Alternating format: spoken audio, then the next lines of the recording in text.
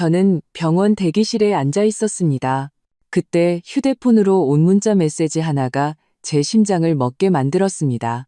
엄마, 저 지중해 크루즈 여행 떠나요. 강릉 별장이랑 아빠의 롤렉스 시계는 팔았어요. 돈이 필요했거든요. 안녕히 계세요. 하지만 이야기를 계속하기 전에 아직 채널을 구독하지 않으셨다면 꼭 구독해 주시고 댓글로 지금 어디서 이 영상을 보고 계신지 알려주세요. 저희 이야기가 어디까지 퍼져나가는지 알면 정말 기쁘답니다. 제 이름은 김선자입니다. 올해 68살이고 불과 6개월 전까지만 해도 저는 사랑이 넘치는 가족과 함께 안정적인 삶을 살고 있다고 믿었습니다. 얼마 전 남편과 사별한 저는 40년을 함께한 남편 박정우를 잃은 슬픔에서 아직 헤어나오지 못하고 있었습니다. 바로 그때 제 유일한 딸이 자신의 진짜 얼굴을 드러냈습니다. 모든 것은 어느 월요일 아침에 시작되었습니다. 저는 정기검진을 위해 병원 대기실에 앉아 있었죠. 그때 딸 지연이에게서 온 문자에 휴대폰이 울렸습니다. 엄마, 잠실 아파트에 잠깐 들렀어요. 강릉 별장 등기 서류랑 아빠의 오래된 롤렉스 시계 챙겼어요. 2개 다 이미 매매 계약서에 서명했어요. 내일 지중해로 떠나는 호화 크루즈 여행을 예약했는데 돈이 필요했거든요. 편도 티켓만 샀고 민혁 씨도 같이 가요. 저는 무슨 일이 일어나고 있는지 이해할 수 없어 문자 메시지를 몇 번이고 다시 읽었습니다. 남편 정우가 세상을 떠난 후 제 곁을 지켜주던 동반자라고 믿었던 제 딸이 남편의 땀으로 한 뼘 한 뼘 30년 동안 지어 올린 우리의 가족 역사가 담긴 강릉의 별장과 정호가 평생 손목에서 단 한 번도 빼지 않았던 그의 유일한 사치품이었던 소중한 시계를 팔아버린 것입니다. 손이 떨리는 것을 느끼며 딸에게 전화를 걸었습니다. 신호음이 가다가 음성 사서함으로 넘어갔습니다. 다시 또다시 걸었지만 받지 않았습니다. 6번쯤 시도했을 때 딸이 짜증 섞인 목소리로 전화를 받았습니다. 무슨 일이야? 엄마? 나 지금 짐 싸느라 바빠. 지연아, 그 문자가 대체 무슨 뜻이니? 네가 어떻게 그 집이랑 아빠 시계를 팔 수가 있어? 그건 내 물건이야. 잠시 침묵이 흘렀고 이내 비웃는 듯한 짧은 웃음소리가 들렸습니다. 엄밀히 말하면 아빠 물건이었죠? 엄마, 지금 드라마 찍을 시간 없어요. 엄마는 그 낡은 잠실 아파트에서 살면 되잖아요. 그거면 충분해요. 민혁 씨가 막판에 크루즈 표를 구했는데 돈이 급하게 필요했어요. 하지만 넌 그냥 그렇게 이미 다 했어요, 엄마. 지난달에 엄마가 서명해준 위임장 기억나세요? 제대로 읽어보지도 않고 제 이름으로 전부 서명했잖아요. 법적으로 돈은 이미 제 통장에 들어왔어요. 이제 끊을게요. 공항 가는 택시가 거의 다 왔거든요. 딸아, 제발. 제 목소리가 갈라졌습니다. 엄마, 유난 좀 떨지 마세요. 이제 68인데 별장이 뭐 필요해요? 저랑 민혁 씨는 젊을 때 인생을 즐길 자격이 있어요. 지중해에서 사진 보내드릴게요. 네. 그리고 전화는 끊겼습니다. 저는 병원의 딱딱한 플라스틱 의자에 앉아 여전히 손에 휴대폰을 쥔 채로 소용돌이치는 감정에 휩싸였습니다. 수치심, 분노, 배신감, 그리고 절망. 어떻게 내 딸이 나에게 이럴 수 있을까요? 김선자 환자분, 간호사가 저를 불렀지만 거의 들리지 않았습니다. 환자분, 괜찮으세요? 저는 고개를 저었습니다. 로봇처럼 일어나 진료 예약을 다시 잡아달라고 부탁했습니다.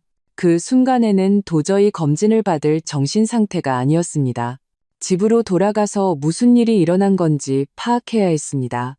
집으로 가는 길에 제가 서명했던 위임장이 떠올랐습니다. 정우의 장례식이 끝나고 한 달쯤 지났을 때 지연이는 서류 뭉치를 들고 나타났습니다. 엄마, 그냥 상속재산 정리하는 형식적인 절차예요. 제가 엄마 대신 다 처리할 수 있게 여기 서명만 하세요. 슬픔에 잠겨 딸을 전적으로 신뢰했던 저는 읽어보지도 않고 서명했습니다. 얼마나 어리석고 순진했던가요. 집에 도착했을 때 지연이가 낡았다고 표현했지만 정우와 제가 40년 동안 우리의 추억을 쌓아온 그 아파트 소파에 주저앉았습니다. 그곳 모든 것에는 남편의 흔적이 남아 있었습니다. 매일 아침 신문을 읽던 안락의자, 그가 그토록 사랑했던 역사책들, 그리고 거실 장식장 위에는 우리가 강릉에 별장을 샀던 날 찍은 사진이 있었습니다. 우리는 그 작은 천국을 얻기 위해 15년 동안 돈을 모았습니다. 바다에서 2블록 떨어진 소박하지만 매력적인 오두막이었죠. 매년 여름 우리는 그곳으로 갔습니다. 정우는 자기 손으로 직접 뒷마당 테라스를 만들었고 저는 앞마당에 작은 수국 정원을 가꾸었습니다. 그곳에서 지연이는 고등학교 졸업 파티를 열었고 첫 키스를 했으며 민혁 씨를 처음으로 가족에게 소개하기도 했습니다.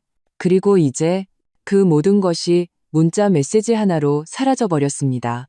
은혜를 모르는 딸과 그녀의 야심만만한 남편의 변덕을 위한 자금으로 팔려나간 것입니다. 그날 밤 저는 잠을 이룰 수 없었습니다. 침대에서 뒤척이며 지난 몇 달을 되짚어 보았습니다.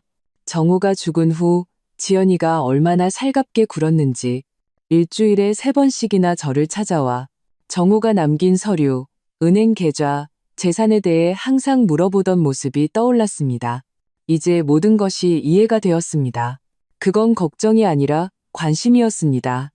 저에게서 빼앗아갈 수 있는 것들을 파악하고 있었던 겁니다. 다음 날 아침 뜬 눈으로 밤을 새워 퉁퉁 부은 눈으로 저는 결심했습니다. 은행에 가서 제 계좌를 확인해야 했습니다. 지연이가 그 빌어먹을 위임장으로 또 무슨 짓을 했는지 알아야 했습니다. 은행 지점장은 동정심 가득한 표정으로 저를 맞았고 그 표정은 제 굴욕감을 더할 뿐이었습니다. 사모님, 따님이 어제 이곳에 와서 공동계좌의 돈을 거의 전부 인출해 갔습니다. 위임장을 제시했고 법적으로 저희가 막을 방법이 없었습니다. 정말 죄송합니다. 저는 망연자실한 채 은행을 나섰지만 마음속에는 한 가지 확신이 자라나고 있었습니다. 반격해야 한다. 정호와 내가 평생에 걸쳐 이룩한 모든 것을 지연이가 파괴하도록 내버려둘 수는 없었습니다. 저는 이웃 아주머니가 추천해준 변호사 사무실로 직행했습니다. 이진우 변호사는 저를 친절하게 맞이하고 제 이야기를 주의 깊게 들어주었습니다. 사모님께서 서명하신 위임장은 따님에게 정권을 부여합니다. 안타깝게도 법률적인 관점에서 매매는 합법적입니다. 하지만 저희가 소송을 제기할 수는 있습니다. 사모님께서 착오에 빠지셨고 서명하는 내용에 대해 제대로 고지받지 못했다는 점을 주장하는 겁니다. 그건 얼마나 걸릴까요? 변호사님? 그리고 이길 가능성은요? 그가 한숨을 쉬었습니다. 솔직히 말씀드리면 사모님, 이런 소송은 오래 걸립니다. 몇 년이 걸릴 수도 있고요.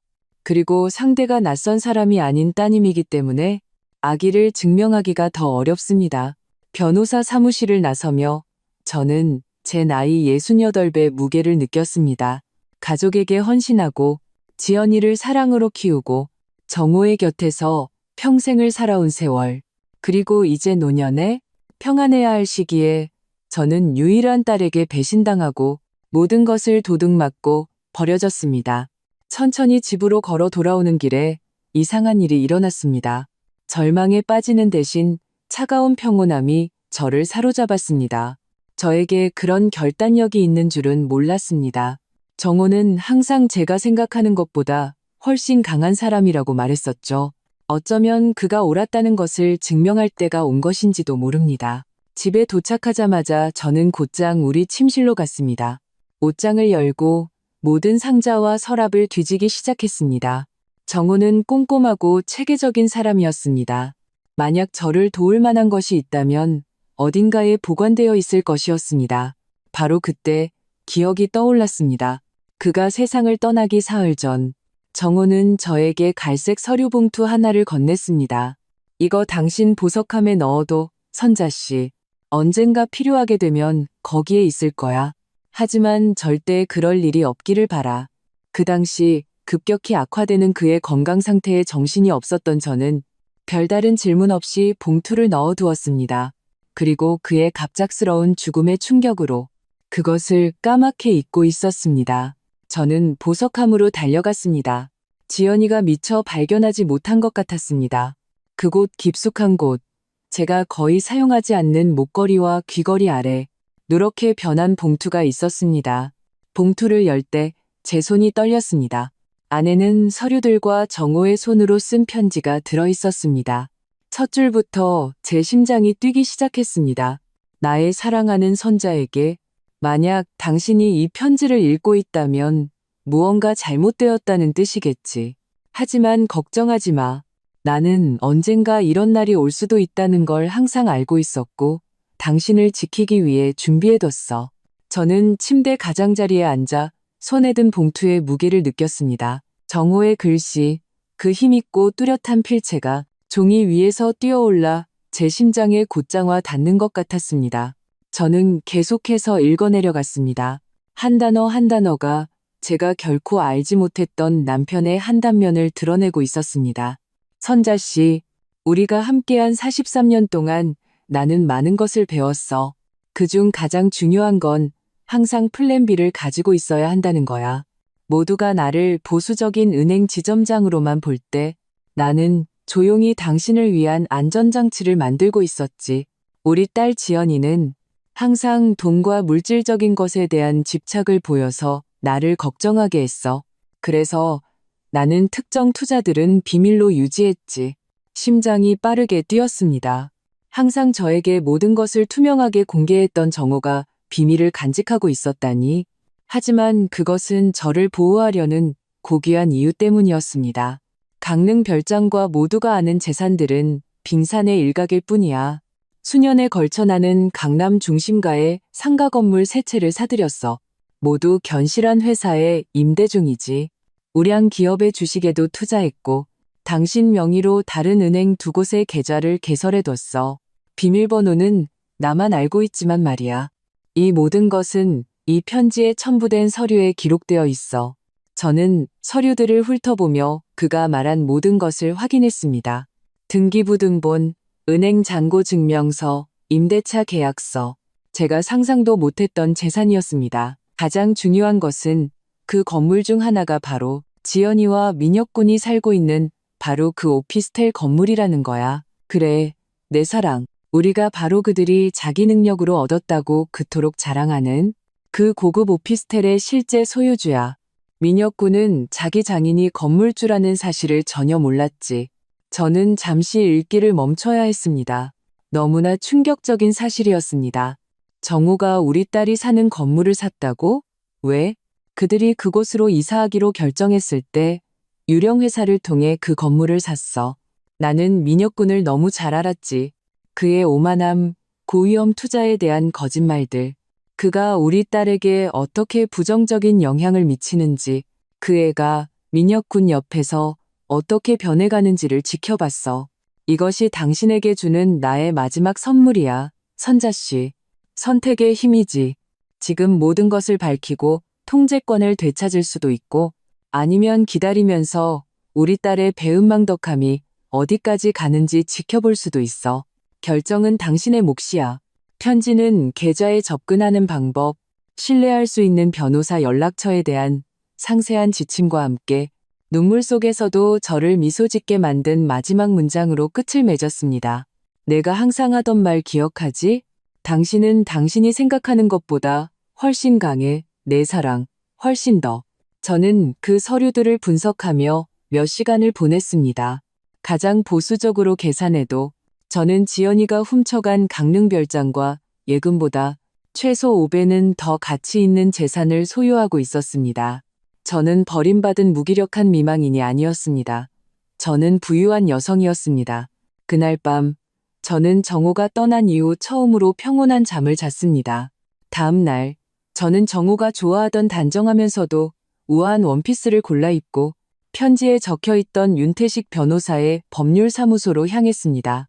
전에 상담했던 젊은 이진우 변호사와는 달리 윤 변호사는 백발이 성성하고 날카로운 눈빛을 가진 신사였습니다. 그는 제 이야기를 끝까지 듣고 정호가 남긴 서류들을 검토했습니다. 김선자 여사님, 남편분께서는 대단히 총명한 분이셨습니다. 모든 것을 완벽하게 설계해 놓으셨군요. 여사님은 의심할 여지 없이 매우 부유한 분이십니다. 그리고 네, 강릉 별장과 시계는 되찾을 수 있습니다. 하지만 제가 다른 접근법을 제안드려도 되겠습니까? 말씀해 보세요, 변호사님. 그러자 그는 안경을 고쳤으며 미소를 지었습니다. 따님은 여사님을 빈털터리로 만들었다고 믿고 있습니다. 당분간은 그렇게 믿게 내버려 두는 것이 어떻겠습니까? 그동안 저희는 조용히 여사님의 모든 재산, 특히 따님이 살고 있는 그 건물의 소유권을 이전하는 겁니다. 저는 그가 무슨 말을 하려는지 즉시 알아차렸습니다. 제 딸이 최악의 방식으로 진실을 알게 하자는 말씀이시군요. 저는 따님께서 결과라는 것에 대해 값비싼 교훈을 배우게 하자는 제안을 드리는 겁니다. 여사님, 때로는 정의라는 것은 직접 느껴야만 이해되는 법입니다. 저는 행동계획을 세우고 법률사무소를 나섰습니다. 윤 변호사는 즉시 모든 재산을 제 이름으로 공식적으로 이전하는 절차를 시작할 것이었습니다. 제가 감정적으로 취약한 상태에서 착오를 일으켜 서명했다고 주장하며 지연이에게 주었던 위임장을 무효화할 것이었습니다. 그리고 가장 중요한 것은 지연이와 민혁 씨가 여행에서 돌아오는 즉시 그들에게 퇴거 통지서를 보내는 것이었습니다. 이후 몇 주 동안 저는 평소와 같은 일상을 유지했습니다. 마트에 가고 이웃들과 대화하고 도서관 독서 모임에 참석했습니다. 모두가 저를 자식에게 버림받은 노인에게나 보이는 그런 동정심으로 대했습니다. 제 사정은 이미 동네에 소문이 퍼져 있었습니다. 몇십 년 된 이웃인 옆집 박 여사님은 설탕을 빌리러 왔다거나 손주들 사진을 보여준다는 뻔한 핑계로 거의 매일 저를 찾아왔습니다. 선자씨, 지연이랑은 통화했어? 그 호화 크루즈 여행 중이라며? SNS에서 사진 봤어. 아니요, 박 여사님, 통화 못했어요. 정말 그 애가 한 짓은 너무해. 당신이랑 박서방이 그 애를 위해 얼마나 애썼는데 강릉 별장을 그렇게 휙 팔아버리다니. 그 잘난 척하는 사위랑 배 타고 놀러 가려고 말이야. 저는 조용히 미소 지으며 매실차를 더 따라주었습니다. 인생이 가르쳐주겠죠, 박 여사님. 어떤 식으로든 인생은 항상 가르침을 주니까요. 그녀는 제 평온함을 이해하지 못하는 듯 혼란스러운 표정으로 저를 바라보았습니다. 어떻게 알 수 있었을까요? 아무도 제 비밀을 몰랐습니다. 정호의 편지, 윤 변호사의 금고에 보관된 서류들, 셋째 주가 끝날 무렵 지연이에게서 첫 전화가 왔습니다. 엄마, 안녕하세요? 어떻게 지내세요? 마치 아무 일도 없었다는 듯이, 마치 내 추억을 훔치고 우리의 안식처를 팔아버리지 않은 것처럼. 잘 지낸다, 지연아. 저는 제 안에서 휘몰아치는 폭풍을 드러내지 않고 중립적인 목소리를 유지했습니다. 저희는 정말 즐겁게 지내고 있어요. 크루즈 정말 멋져요. 민혁 씨가 캐나다 투자자들을 만났는데 저희 프로젝트에 엄청 관심을 보여요. 아마 여행을 몇 주 더 연장해야 할 것 같아요. 잘 됐구나. 잠시 침묵이 흘렀습니다. 제 무뚝뚝한 대답에 딸은 분명 당황했을 겁니다. 엄마, 그 집이랑 시계 때문에 화나신 거 알아요. 하지만 나중에 보면 그게 최선이었을 거예요. 엄마는 그 집 쓰지도 않았잖아요. 1년 내내 비어 있었고 시계는 그냥 서랍 속에만 있었고요. 저는 심호흡을 했습니다. 딸의 말 한마디 한마디가 칼날 같았습니다. 그 집은 결코 비어 있지 않았습니다. 우리의 추억과 땀으로 가득 차 있었습니다. 그리고 정호의 시계, 어떻게 감히 그것을 중요하지 않은 물건처럼 말할 수 있을까요? 언제 돌아오니, 지연아? 아마 한 달 후에요. 왜요? 뭐 필요하세요? 제 비서한테 시켜서 해결해 드릴 수 있어요. 아니, 그냥 궁금해서 여행 잘하렴. 저는 슬픔과 결단력이 뒤섞인 감정을 느끼며 전화를 끊었습니다. 이 아이는 내가 키운 딸이 아니었습니다. 어쩌면 항상 이런 아이였는데 제가 지난 수십 년 동안 눈이 멀어 더 통찰력 있던 정호가 알아차렸던 신호들을 보지 못했던 것일지도 모릅니다. 그 후 몇 주 동안 윤 변호사는 매일 진행 상황을 알려왔습니다. 모든 것이 계획대로 진행되고 있었습니다. 부동산은 이미 제 이름으로 공식적으로 이전되었고 은행 계좌도 제 통제하에 들어왔으며 위임장은 무효화되었습니다. 지연 씨가 사는 건물 말인데요. 모든 준비가 끝났습니다. 여사님, 그들이 돌아오는 즉시 통지서를 받게 될 겁니다. 법적으로 30일 이내에 건물을 비워야 합니다. 그들이 할 수 있는 건 아무것도 없습니다. 공식적으로 건물을 소유했던 회사는 이제 여사님 소유이고 여사님은 원치 않는 세입자를 유지할 의무가 없습니다. 제 딸을 포함해서요. 상황을 고려하면 특히 따님은 더욱 그렇죠. 여사님께는 도덕적으로나 법적으로나 완전한 정당성이 있습니다. 도덕적이고 법적인 정당성. 그 단어들이 제 머릿속에서 울렸습니다. 저에게는 이렇게 할 권리가 있었습니다. 힘이 있었습니다. 하지만 용기가 있을까요? 지연이는 제 유일한 딸, 제 피부치였습니다. 그 애가 한 모든 짓에도 불구하고 말입니다. 어느 날 밤 저는 아직 지연이의 물건이 남아있는 방으로 갔습니다. 침대 가장자리에 앉아 선반 위에 사진을 집어들었습니다. 5살배기 지연이가 강릉별장 발코니에서 정호의 무릎에 앉아있는 사진이었습니다. 둘 다 웃고 있었습니다. 지연이는 손에 녹아내리는 딸기 아이스크림을 들고 있었고 그는 딸을 볼 때면 항상 짓던 순수한 사랑이 담긴 눈빛을 하고 있었습니다. 그 아이에게 무슨 일이 일어난 걸까요? 여보? 저는 텅 빈 방을 향해 소리내어 물었습니다. 우리가 어디서부터 잘못된 걸까요? 그때 제 휴대폰이 울렸습니다. 윤 변호사였습니다. 김선자 여사님, 방금 따님과 사위분이 내일 귀국한다는 정보를 받았습니다. 오늘 밤 마이애미에서 인천으로 오는 비행기를 탄다고 합니다. 드디어 때가 온 것입니다. 진실의 시간, 정의의 시간, 혹은 자비의 시간. 통지서를 보내세요. 변호사님, 확실하십니까? 여사님, 일단 절차가 시작되면 확실합니다. 제 딸이 행동에는 결과가 따른다는 것을 배울 때가 됐어요. 그날 밤 저는 잠을 이룰 수 없었습니다. 아파트 발코니에 서서 도시의 불빛을 바라보며 지연이를 태우고 한국으로 돌아오는 비행기가 우리의 삶을 영원히 바꿀 순간에 점점 더 가까워지는 것을 상상했습니다. 딸이 태어났던 날을 떠올렸습니다.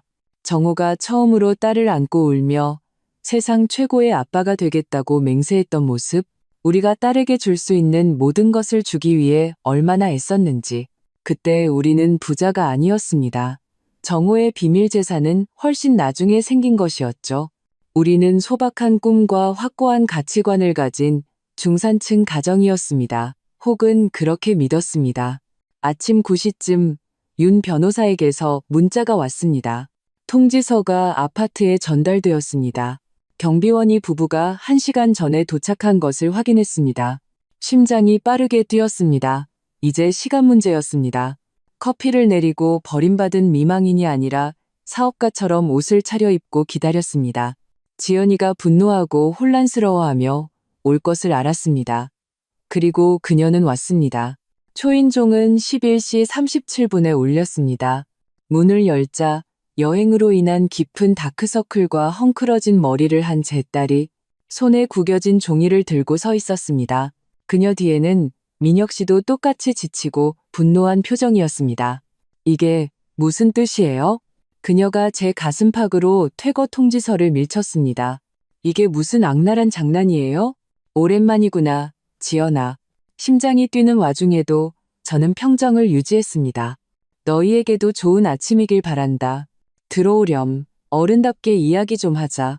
그들이 들어왔습니다. 민혁 씨는 마치 처음 와보는 곳인 양주위를 둘러봤습니다. 지연이는 소파에 명품 가방을 던졌습니다. 아마도 정호가 우리 삶을 시작할 때 봤던 월급의 석 달치에 해당하는 루이비통 가방이었을 겁니다. 대화할 거 없어요. 피곤하게 여행에서 돌아왔는데 이런 미친 종이를 발견했어요. 우리 집에서 나가라는 퇴거 명령서요. 그리고 최악은 집주인이 엄마라고 되어 있는 거예요. 저는 정호가 가장 좋아하던 안락 의자에 조용히 앉았습니다. 장난도 아니고 미친 짓도 아니란다. 사실이야. 내가 너희가 사는 그 오피스텔 건물의 소유주다. 민혁 씨가 손가락으로 저를 가리키며 한 걸음 다가왔습니다. 이건 말도 안 돼요. 저희는 3년 전에 그 오피스텔을 분양받았어요. 서류도 다 가지고 있습니다. 너희는 그 오피스텔의 사용권을 산 거지. 일종의 장기 임대 같은 거야. 건물 전체의 소유권은 항상 안전투자 유한회사의 것이었고 그 회사는 정호 씨 소유였으며 이제는 내 소유란다. 지연이의 얼굴이 창백해졌습니다. 민혁 씨는 자기가 들은 말을 믿지 못하는 듯 했습니다. 말도 안 돼요. 지연이가 중얼거렸습니다. 아빠는 그냥 은행 지점장이었어요. 어떻게 우리 건물의 주인이 될 수 있어요? 내 아버지는 네가 상상했던 것보다 훨씬 더 대단한 사람이었단다, 지연아. 훨씬 더 똑똑하고 훨씬 더 성견지명이 있었지. 그리고 자기가 어떤 딸을 가졌는지도 아주 잘 알았고, 지연이는 소파에 주저앉았습니다. 그 어느 때보다 작고 연약해 보였습니다. 왜 한 번도 말씀 안 하셨어요? 그 정보를 가지고 너희가 무슨 짓을 할지, 그 지식을 어떻게 이용할지 정확히 알고 계셨기 때문이야. 그리고 그분이 옳았지, 그렇지 않니? 항상 거만하던 민혁 씨는 이제 겁먹은 아이처럼 보였습니다. 이건 법적으로 성립될 수 없어요. 저희는 이 일을 재개할 겁니다. 저는 제 눈에는 미소가 닿지 않는 평온한 미소를 지었습니다. 마음대로 하렴. 윤태식 변호사님이 모든 서류를 완벽하게 준비해뒀단다. 투자된 돈 한 푼 한 푼, 모든 거래, 모든 것이 절대적으로 합법적이고 검증 가능해. 윤태식 변호사요? 지연이가 물었습니다. 내 변호사란다. 시내 최고의 부동산법 전문 변호사 중 한 분이지. 내 아버지의 강릉 별장과 시계를 되찾는 일도 그분이 맡고 계시고. 그녀의 눈이 커졌습니다. 되찾는다니요? 네가 한 매매는 무효가 되었단다, 지연아. 내가 상심으로 힘들어할 때 네가 서명하게 만든 위임장은 취소되었어. 집은 이미 내 이름으로 돌아왔고 시계는 안타깝게도 네가 외국으로 가져간 사람에게 팔아버렸더구나. 찾으려고 노력 중이야. 민혁 씨가 초조하게 머리를 쓸어 넘겼습니다. 이건 완전 미친 짓이야. 미쳤어. 아니, 민혁군.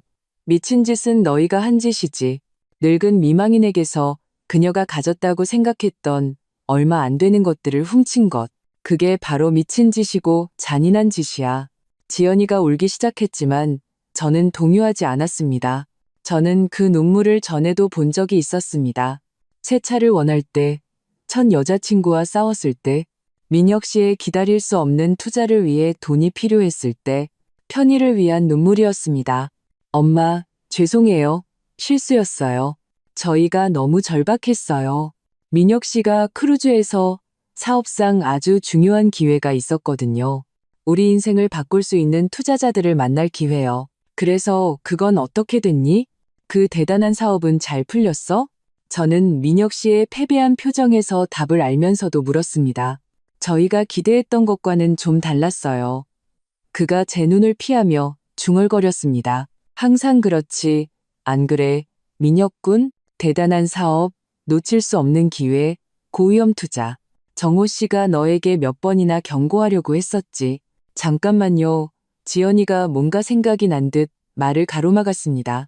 아빠가 그렇게 부자였다면, 엄마가 그렇게 많은 걸 가지고 있다면 왜 저희한테 이러시는 거예요? 그냥 저희를 도와주시면 안 돼요? 저희는 가족이잖아요. 그 질문은 제 뺨을 때리는 것 같았습니다. 그 모든 짓을 저지르고도 여전히 제 도움을 받을 권리가 있다고 믿는 그 아이의 뻔뻔함. 가족? 제 목소리가 의도했던 것보다 커졌습니다. 내 아버지가 그렇게 힘들게 지은 집을 팔아치울 때 우리가 가족이라는 걸 기억했니? 그가 40년 동안 차고 다녔던 내 생일에 너에게 주려고 했던 시계를 가져갈 때 내 통장에서 모든 돈을 빼내서 내가 다음 달 공과금을 어떻게 내야 할지 막막하게 만들었을 때 기억했냐고. 지연이는 고개를 숙였지만 민혁 씨가 나섰습니다. 장모님, 누구나 실수는 합니다. 저희가 잘못 행동했다는 거 인정해요. 하지만 이 퇴거 조치는 너무 잔인합니다. 저희는 어디서 살라고요? 너희가 원하던 대로 됐다면 나는 어디서 살았을까? 나를 훔치기 전에 그 생각은 해봤니? 이어지는 침묵이 충분한 대답이었습니다. 너희에게는 다른 살 곳을 찾을 30일의 시간이 있다.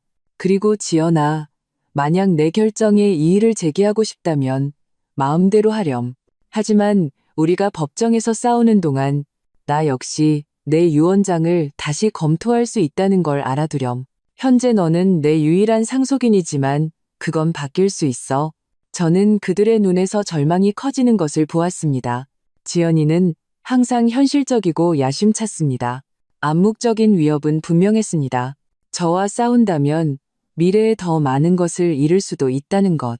엄마, 제발요. 그녀가 다가와 제 손을 잡으려고 했습니다. 우리 해결할 수 있어요. 제가 잘못했다는 거 알아요. 하지만 저를 길거리에 나앉게 하지는 마세요. 넌 길거리에 나앉지 않을 거야, 지연아. 너희는 돈이 있잖니. 내게서 훔쳐간 돈, 내 아버지의 집과 시계를 판 돈 말이다. 그 돈으로 너희 삶을 재정비하는 동안 좀 더 소박한 곳을 빌려서 살아. 하지만 대화는 끝났다. 이제 실례하겠지만 나는 약속이 있어서. 약속은 없었습니다. 하지만 저는 그들이 떠나야 했습니다. 숨을 쉬어야 했습니다. 그토록 거만했던 딸이 애원하는 모습으로 전락한 것을 보는 것은 제가 상상했던 쾌감을 주지 않았습니다. 단지 공허함과 우리가 이렇게 되어버린 것에 대한 깊은 슬픔만이 있었습니다. 그들이 떠나고 문이 닫혔을 때 저는 다시 정호의 안락의자에 앉아 눈물이 흐르도록 내버려 두었습니다. 저를 위해서도 지연이를 위해서도 울지 않았습니다. 우리가 쌓아 올렸던 깨진 가족의 꿈을 위해 수십 년 동안 제가 키워왔던 환상을 위해 울었습니다. 전화가 울려 제 생각을 방해했습니다. 윤 변호사였습니다. 김선자 여사님, 괜찮으십니까? 따님은 통지서를 받았고요. 네, 변호사님. 그녀와 남편은 방금 여기서 나갔어요. 그래서 심정은 어떠십니까? 저는 대답하기 전에 잠시 생각했습니다. 평온합니다. 변호사님, 행복하거나 만족스럽지는 않아요. 단지 해야 할 일을 했다는 평온함이 느껴집니다. 이해합니다. 그리고 다른 문제들에 대해서는 강릉별장은 이미 공식적으로 여사님 명의로 돌아왔습니다. 이번 주에 한번 방문해 보시겠습니까? 강릉별장, 우리의 안식처, 우리의 작은 천국, 정호가 그토록 사랑했던 장미를 심었던 곳, 우리가 수많은 명절을 기념했던 곳, 우리가 함께 노년을 보낼 계획이었던 곳. 네, 내일이라도 당장 가고 싶습니다. 가능하다면요. 제가 모실 차를 준비하겠습니다. 전화를 끊고 저는 벽에 걸린 정호의 사진을 바라보았습니다. 그는 말하는 것보다 더 많은 것을 아는 사람의 눈빛으로 미소 짓고 있었습니다. 당신이 옳았어요. 저는 사진에 대고 말했습니다. 모든 것에 대해서요. 그 애에 대해서, 민혁군에 대해서, 플랜 B의 필요성에 대해서, 당신이 나에 대해서도 옳았기를 바라요. 앞으로 나아갈 만큼 충분히 강하다는 것 말이에요. 그날 밤 저는 몇 달 만에 처음으로 깊은 잠을 잤습니다. 다음 날 이른 아침 윤 변호사가 보낸 차가 저를 강릉으로 데려다 주기 위해 왔습니다. 차는 강릉별장 입구에 저를 내려주었습니다. 그곳에는 제가 기억하는 그대로의 모습이 있었습니다. 하얀 창문이 달린 옅은 파란색 목조 오두막, 지금은 조금 관리가 안 된 앞마당의 작은 정원, 그리고 저 멀리 보이는 바다. 정호가 우리가 이곳에서 보낸 세 번째 여름에 만들었던 작은 돌길을 따라 걸으며 목이 메었습니다. 열쇠는 자물쇠에서 뻑뻑하게 돌아갔습니다. 문을 열자 짠 내음과 나무 냄새가 섞인 익숙한 향기가 파도처럼 저를 덮쳤습니다. 벽을 손으로 쓸어보며 우리가 함께 골랐던 벽지의 질감을 느꼈습니다. 저는 천천히 방마다 걸으며 가구들을 만지고 추억을 되새겼습니다. 거실에는 매년 여름 지연이의 키를 재던 연필 자국이 벽에 남아 있었고, 부엌에는 정우가 흐린 날에도 바다를 보며 커피를 마시겠다고 고집하던 식탁이 있었습니다. 안방에는 정우가 집을 오래 비울 때마다 씌워두던 보호용 시트로 덮인 우리 침대가 있었습니다. 저는 정우가 그토록 애정을 담아 지었던 뒷마당 테라스로 갔습니다. 나무 판자가 발밑에서 삐걱거렸고 몇몇은 수리가 필요해 보였습니다. 흔들의자에 앉아 저 멀리 바다를 바라보았습니다. 그곳, 그 순간 저는 정우가 세상을 떠난 이후 그 어느 때보다 그를 가깝게 느꼈습니다. 저는 이제 어떻게 해야 할까요? 저는 바람에 대고 중얼거렸습니다. 그래도 우리 딸인데. 저는 하루 종일 집에서 청소하고 정리하고 구석구석과 다시 교감하며 보냈습니다. 해가 지기 시작할 때 저는 떠나고 싶지 않다는 것을 깨달았습니다. 윤 변호사에게 전화해서 차는 다음 날 아침에 보내달라고 부탁했습니다. 옷장에는 깨끗한 시트가 있었고 식료품 저장실에는 우리가 항상 채워두던 기본적인 식료품이 있었습니다. 그날 밤 강릉별장에서 혼자 보낸 시간은 치유의 의식과도 같았습니다. 우리 침실, 우리 침대에서 잠을 잤고 정오 꿈을 꾸었습니다. 꿈속에서 그는 테라스에서 헐거워진 나무 판자를 고치고 있었습니다. 이런 일이 일어날 줄 항상 알고 계셨죠? 제가 꿈속에서 물었습니다. 알지는 못했어. 그러지 않기를 바랐지. 그는 저를 보지 않고 일에 집중하며 대답했습니다. 하지만 의심은 했어. 민혁군은 항상 그런 야심찬 눈빛을 하고 있었고 지연이는 우리 딸은 항상 지름길을 원했지. 이제 저는 어떻게 해야 하죠? 그는 마침내 제가 그토록 사랑했던 미소를 지으며 저를 바라보았습니다. 당신 마음이 시키는 대로 해, 선자씨. 당신은 항상 우리 가족의 도덕적 나침반이었어. 나는 단지 구조를 만들었을 뿐 방향을 제시한 건 당신이었지. 저는 창문 틈으로 들어오는 햇살에 잠에서 깼습니다. 잠시 동안 정호가 거기 있고 모든 것이 악몽이었다는 느낌이 들었습니다. 그의 죽음, 지연이의 배신, 퇴거 조치까지. 하지만 현실은 곧 닥쳐왔습니다. 간단히 커피를 마시고 다시 테라스에 앉았습니다. 그곳에서 저는 결정을 내렸습니다. 지연이는 교훈을 배울 필요가 있었지만 저는 그녀를 영원히 잃고 싶지는 않았습니다. 결국 저는 그녀의 어머니였습니다. 모든 일이 있었음에도 불구하고 윤 변호사의 차가 저를 데리러 왔을 때 제 머릿속에는 새로운 계획이 있었습니다. 서울로 돌아와 저는 곧장 변호사 사무실로 향했습니다.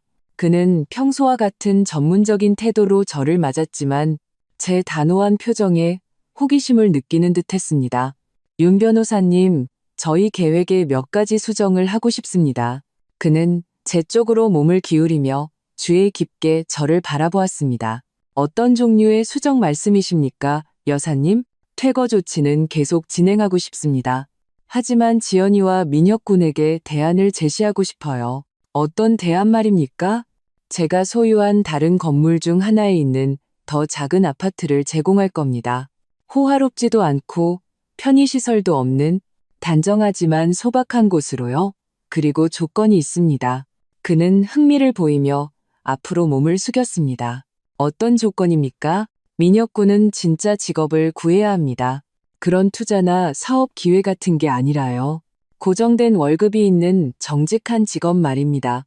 그리고 지연이는 제가 선택한 자선기관에서 일주일에 최소 사흘은 자원봉사를 해야 합니다. 윤 변호사는 희미하게 미소 지었습니다. 여사님은 단지 그들을 벌주는 것이 아니라 재교육하려고 하시는군요. 맞습니다. 정호 씨와 저는 양육과정 어딘가에서 실수를 했어요. 지연이에게 일의 가치, 희생의 가치를 가르치지 않고 모든 것을 주었죠. 어쩌면 그것을 바로잡기에 너무 늦지 않았을지도 모릅니다. 만약 그들이 거절한다면요? 저는 심호흡을 했습니다. 그러면 그들은 그들의 길을 가야겠죠. 내게서 빼앗아간 돈으로 몇 달은 버틸 수 있을 겁니다. 그 후에는 스스로 길을 찾아야 할 거고요. 윤 변호사는 몇 가지를 메모했습니다. 언제 이것을 제안하고 싶으십니까? 내일 당장이요. 빠를수록 좋습니다. 저는 더 가벼워진 마음으로 법률사무소를 나섰습니다. 제 결정은 복수심이 아니라 사랑에서 비롯된 것이었습니다. 지금까지 보여줬던 것보다 더 강인하고 더 요구하는 사랑. 하지만 여전히 사랑이었습니다. 집으로 가는 길에 보석상에 들렀습니다. 진열장에서 정호가 차던 것과 비슷한 시계를 보았습니다. 같은 것은 아니었고 결코 그럴 수 없었지만 비슷했습니다. 저는 안으로 들어가 그것을 샀습니다. 언젠가 되찾기를 바라는 원래의 것을 대체하기 위해서가 아니라 시간의 상징으로서. 다시는 돌아오지 않지만 앞으로는 더 잘 활용될 수 있는 그 귀중한 자원 말입니다. 집에 도착하니 휴대폰에 지연이의 메시지가 3개와 있었습니다. 하나같이 이전 것보다 더 절박했습니다. 마지막 메시지에서 그녀는 후회하고 있다며 인생 최악의 실수를 저질렀다며 저를 만나게 해달라고 애원하고 있었습니다. 저는 그녀에게 전화를 걸었습니다. 엄마, 그녀의 목소리는 많이 운 듯 갈라져 있었습니다. 그래, 지연아, 제발 저희 이야기 좀 할 수 있을까요? 너무 절박해요. 민혁 씨랑 크게 싸웠어요. 그 사람은 자기 어머니 댁으로 돌아가겠다고 하고요. 어떻게 해야 할지 모르겠어요. 내일 오전 10시에 오렴. 민혁 군도 오겠다면 데려오고 너희에게 제안할 게 있다. 제안이요? 무슨 제안이요? 내일, 지연아, 오전 10시에. 저는 불안과 희망이 뒤섞인 감정을 느끼며 전화를 끊었습니다. 제 마음 한구석에서는 제 딸에게 구원의 여지가 있고 그녀가 가치관을 다시 배우고 원래 되어야 했던 사람과 다시 연결될 수 있다고 믿고 싶었습니다. 다른 한구석에서는 단지 피할 수 없는 것을 연장하고 있을 뿐이라고 두려워했습니다. 그날 밤 저는 새 시계를 침대 옆 탁자, 정호의 사진 옆에 놓았습니다. 우리 딸에 대해서도 당신이 옳았는지 한번 보자고요. 저는 사진에 대고 말했습니다. 당신은 내가 의심할 때조차도 항상 그의 안에 선함이 있다고 믿었죠. 다음 날 오전 10시 5분 초인종이 울렸습니다. 문을 열자 지연이가 혼자 서 있었습니다. 전에는 본 적 없는 초췌한 표정이었습니다. 화장도 하지 않고 머리는 헝클어졌으며 눈은 울어서 퉁퉁 부어 있었습니다. 그녀는 항상 고집하던 명품 옷과는 대조적으로 단순한 티셔츠와 청바지를 입고 있었습니다. 민혁 군은 안 왔니? 저는 그녀가 들어올 공간을 만들어주며 물었습니다. 아니요. 그녀의 목소리는 쉬어 있었습니다. 누구에게도 빌지 않겠다고 했어요. 어젯밤에 자기 어머니 댁으로 가버렸어요.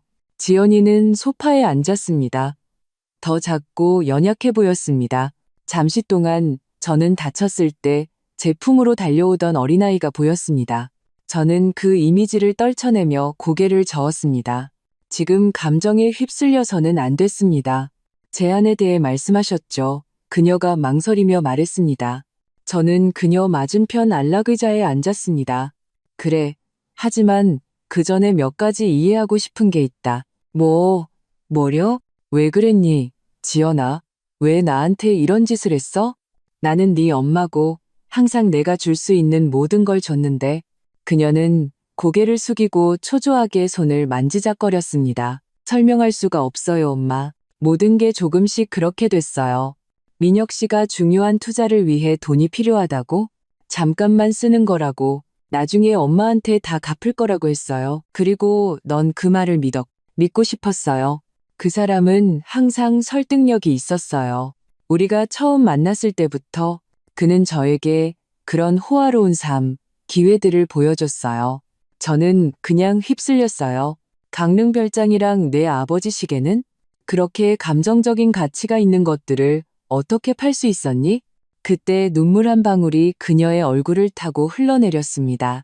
그냥 물건일 뿐이라고, 중요한 건 추억이라고 스스로를 설득했어요. 민혁 씨는 엄마가 그 집을 쓰지도 않고 시계는 그냥 서랍 속에만 있다고 했어요. 지금 들으면 끔찍하게 들리는 거 알아요. 그래, 끔찍하게 들리지. 왜냐하면 끔찍한 짓이니까. 지연아, 넌 내가 가졌다고 생각했던 모든 것을 훔쳤어. 내 아버지가 그 봉투를 남겨주지 않았다면 나는 지금 아무것도 없이 길거리에 나앉았을 거야. 그녀는 뺨을 맞은 것처럼 움츠러들었습니다. 알아요. 변명의 여지가 없어요. 그저 후회하고 있다는 말밖에 할 수 없어요. 깊이 후회하고 있어요. 저는 그녀를 오랫동안 관찰하며 그 후회가 진심인지 아니면 단지 덜미를 잡히고 호화로운 생활 방식을 잃게 된 결과물인지 분별하려고 애썼습니다. 내 제안은 이렇다. 마침내 제가 입을 열었습니다. 퇴거 조치는 계속될 거야. 너희는 통지된 대로 30일 안에 그 오피스텔에서 나가야 해. 그녀는 체념한 듯 고개를 끄덕였습니다. 하지만 내가 소유한 다른 건물에 있는 더 작은 아파트를 제공할 의향이 있다. 단정하지만 호화롭지 않은 곳으로. 그녀의 눈이 빛났습니다. 정말요, 엄마? 조건이 있어. 무슨 조건이요? 민혁군은 진짜 직업을 구해야 해. 결코 성과를 내지 못하는 그런 투자나 기회 말고 근로계약서가 있고 고정된 월급이 있는 정직한 직업 말이다. 그녀는 입술을 깨물었습니다. 그 사람이 그걸 받아들일지 모르겠어요. 그건 그의 문제야. 나는 지금 너와 이야기하고 있다. 두 번째 조건은 너를 위한 거야. 뭔데요? 너는 사랑 요양원에서 일주일에 사흘 자원봉사를 해야 해. 요양원이요? 그녀는 혼란스러워 보였습니다. 그래, 가족에게 버림받은 노인들에게 무슨 일이 일어나는지 네가 이해할 수 있도록, 네가 나에게 하려 했던 짓을 가까이서 볼 수 있도록 말이다. 지연이는 부끄러운 듯 고개를 숙였습니다. 얼마 동안이요? 지금으로서는 무기한이야. 네가 어떻게 적응하는지, 얼마나 진지하게 임하는지 볼 거야. 그 후에 다시 평가할 수 있겠지. 그녀는 천천히 고개를 끄덕였습니다. 저희가 가져간 집이랑 시계 돈은요? 너희가 살아가려면 그 돈이 필요할 거야. 내가 제공하는 아파트는 단지 살 곳일 뿐이야. 나머지 음식, 공과금, 다른 비용은 너희 책임이야. 민혁군이 일하기를 거부한다면 네가 직업을 구해야 할 거야. 저는 그녀의 눈에서 두려움을 보았습니다. 지연이는 제대로 된 일을 해본 적이 없었습니다.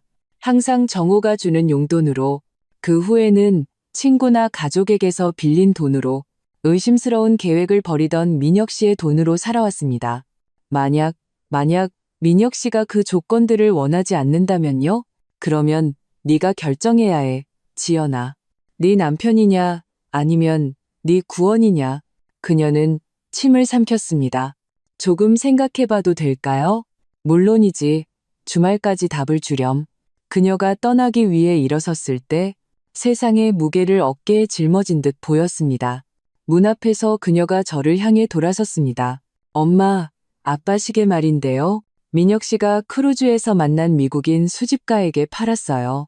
제가 그 사람 연락처를 가지고 있어요. 아마 되찾으려고 시도해 볼 수 있을 거예요.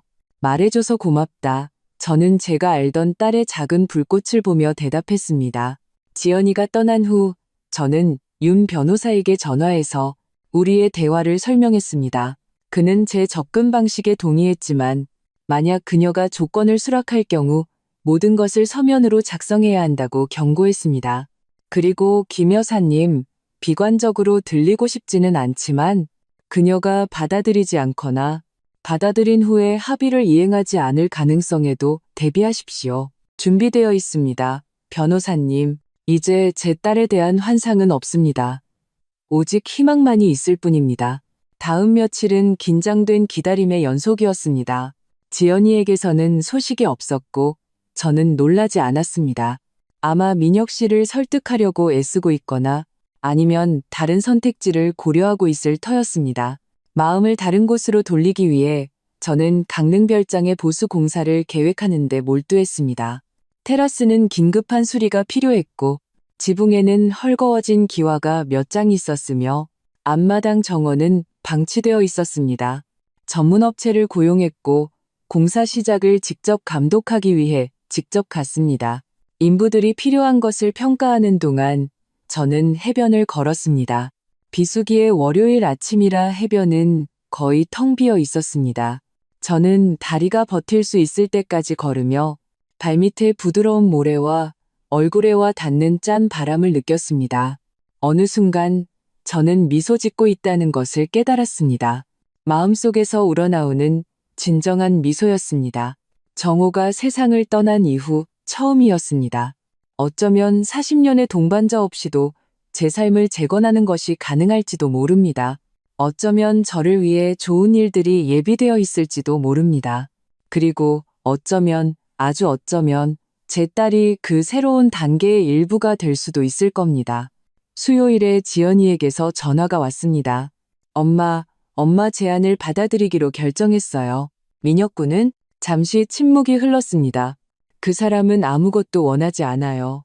자기 말로는 막노동 같은 일은 하지 않을 거래요. 캠프에 있는 삼촌이 사업 동업을 제안했대요. 그리로 간대요. 저는 남아요. 엄마, 모든 걸 바로잡고 싶어요. 시간이 걸리고 엄마가 저를 금방 신뢰하지 않을 거라는 거 알아요. 하지만 노력하고 싶어요. 우리는 다음 날 윤 변호사 사무실에서 만나 합의를 공식화하기로 했습니다. 지연이는 정시에 나타났습니다. 예전의 과시적인 모습 없이 단순하지만 단정하게 옷을 입고 있었습니다. 윤 변호사는 합의 조건을 읽어주었습니다. 그녀는 종로구에 있는 건물의 방 2개짜리 아파트를 임대료 없이 사용할 수 있지만 모든 관리비는 책임져야 했습니다. 사랑요양원에서 주당 최소 12시간 자원봉사를 해야 했습니다. 60일 이내에 유급 일자리를 구해야 했습니다. 어떤 불이행이든 즉각적인 퇴거로 이어질 것이었습니다. 이해하고 동의합니다. 그녀는 서류에 서명하며 말했습니다. 회의가 끝난 후 저는 그녀와 함께 새 아파트를 보러 갔습니다. 단순하지만 아늑한 곳이었고 예전에 살던 호화로운 곳보다 훨씬 작았습니다. 주차 공간은 하나 있지만 이제 차가 없지? 엘리베이터를 타고 올라가며 제가 물었습니다. 네, 민혁 씨가 가져갔어요. 그 사람 명의였거든요. 그렇구나. 그럼 당분간은 대중교통을 이용해야겠네. 네, 그녀가 고개를 끄덕였습니다. 달라지겠죠. 아파트에 들어섰을 때 지연이는 읽기 힘든 표정으로 주위를 둘러보았습니다. 실망도 아니고 정확히 슬픔도 아니었습니다. 어쩌면 그저 그녀의 새로운 현실에 대한 깨달음이었을 겁니다. 작지만 필요한 건 다 있어. 제가 창문을 열어 환기시키며 말했습니다. 기본 가구는 보다시피 다 있고 냉장고는 새 거야. 완벽해요, 엄마. 고맙습니다. 원할 때 언제든지 이사와. 열쇠는 내 거야. 우리가 나갈 때 지연이가 문에서 멈춰 섰습니다. 엄마, 뭐 하나 물어봐도 돼요? 물론이지. 언젠가 저를 정말로 용서해 주실 거라고 생각하세요? 그냥 또 다른 기회를 주시는 것 말고 저를 다시 신뢰하게 되실까요? 그 질문은 저를 놀라게 했습니다. 저 자신도 계속해서 자문해 오던 것이었습니다. 모르겠다, 지연아. 신뢰라는 건 수정꽃병 같아서 한번 깨지면 조각들을 붙이더라도 금은 항상 거기에 남아있을 테니까. 그녀는 침을 삼키며 고개를 끄덕였습니다. 이해해요. 그래도 노력할 거예요. 엄마는 제 엄마고 저는 모든 것에 대해 정말 죄송해요. 다음 며칠 동안 저는 멀리서 지연이가 새 아파트로 이사하는 것을 지켜보았습니다. 호화로운 아파트의 직원들 도움 없이, 민혁 씨 없이 그녀 스스로 상자를 나르는 모습은 낯설었습니다. 43살의 여자가 거의 처음부터 삶을 시작하고 있었습니다. 사랑요양원에서의 첫 자원봉사 날은 월요일이었습니다. 우리는 제가 그녀를 원장님에게 소개해주기 위해 그곳에서 만나기로 했습니다. 원장님인 최 원장님은 오랜 친구였습니다. 지연이가 여기서 일주일에 3번 일할 거예요. 제가 최 원장님에게 설명했습니다. 가장 필요한 곳에서 도와줄 수 있어요. 모든 사정을 아는 최 원장님은 진지한 표정으로 지연이를 바라보았습니다. 저희는 레크리에이션 분야에 일이 많아요. 몇몇 어르신들은 몇 년째 방문객이 없으세요. 동반자가 필요해요. 그분들 이야기를 들어줄 사람이요. 제가 할 수 있어요. 지연이가 진심으로 관심 있는 듯 대답했습니다. 저는 최 원장님을 따라 요양원 복도를 걷고 입소자들에게 소개되는 제 딸을 지켜보았습니다. 몇몇 어르신들이 희망에 찬 눈으로 그녀를 바라보는 것을 보았습니다. 어쩌면 자신들을 신경 써줄, 어쩌면 다음번에 자신들의 이름을 기억해줄 또 다른 사람. 저는 복잡한 감정을 안고 그곳을 떠났습니다. 제 마음 한구석에서는 지연이의 구원을 믿고 싶었습니다. 그녀가 정말로 교훈을 이해했고 우리가 관계를 재건할 수 있다고.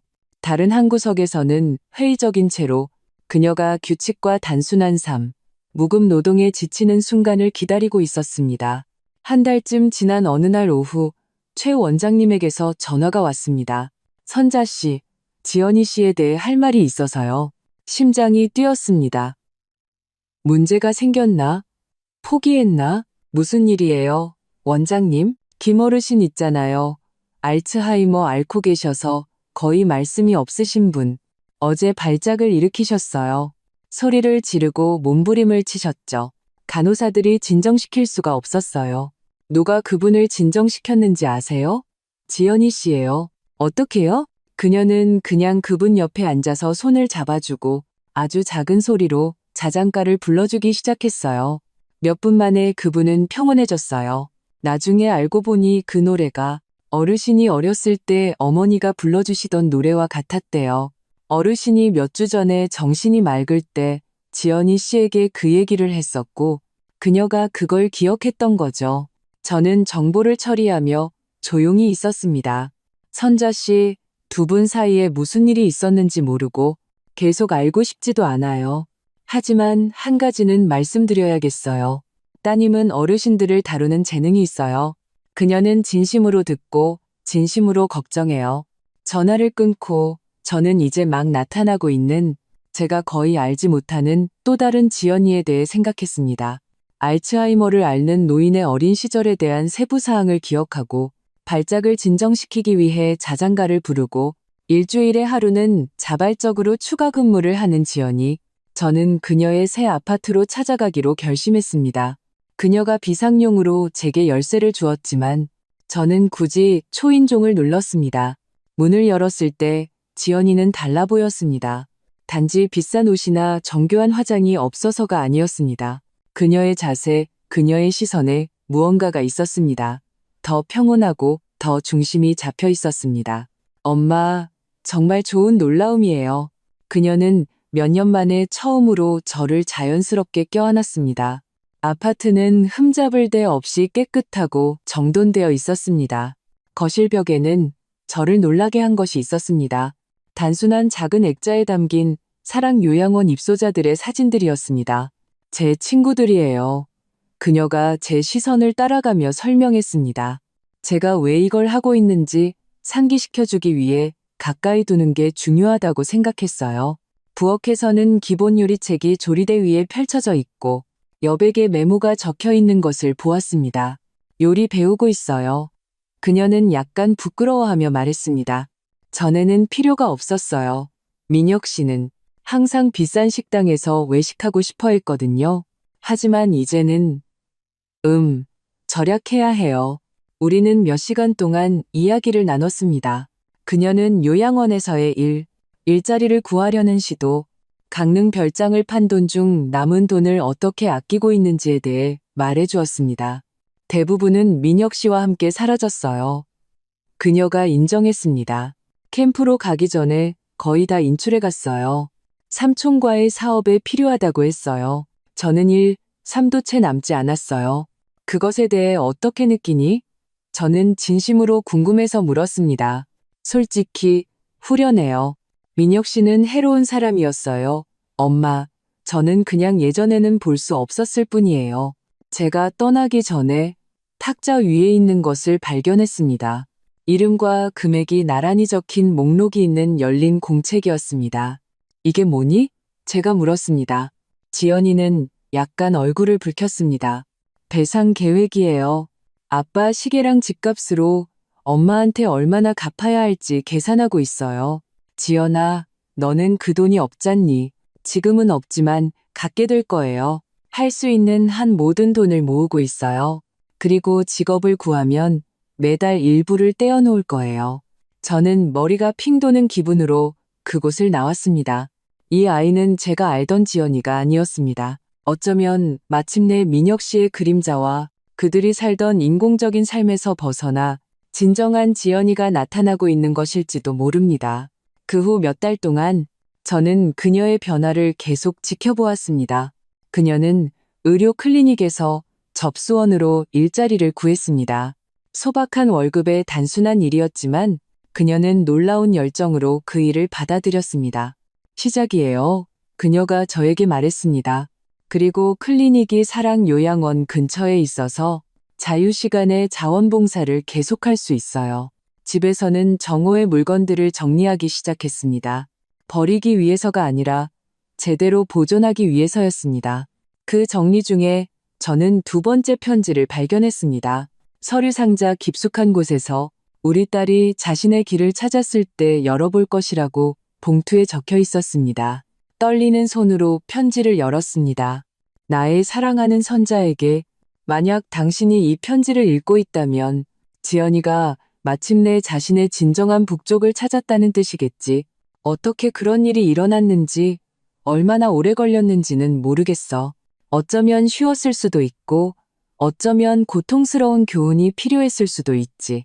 하지만 나는 행복해. 우리 딸은 항상 좋은 마음을 가지고 있었어. 선자 씨, 물질주의와 잘못된 영향의 겹겹이 아래 깊이 묻혀 있었지만 거기 있었지.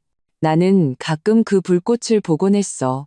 당신이 심한 폐렴에 걸렸을 때, 간호해줬을 때, 학교에서 괴롭힘 당하던 그 여자애를 변호해줬을 때, 길에서 버려진 개를 보고 울었을 때, 세상이 그녀를 강하게 만들려고 했고, 우리는 무심코 그녀를 너무 응석바디로 키웠지.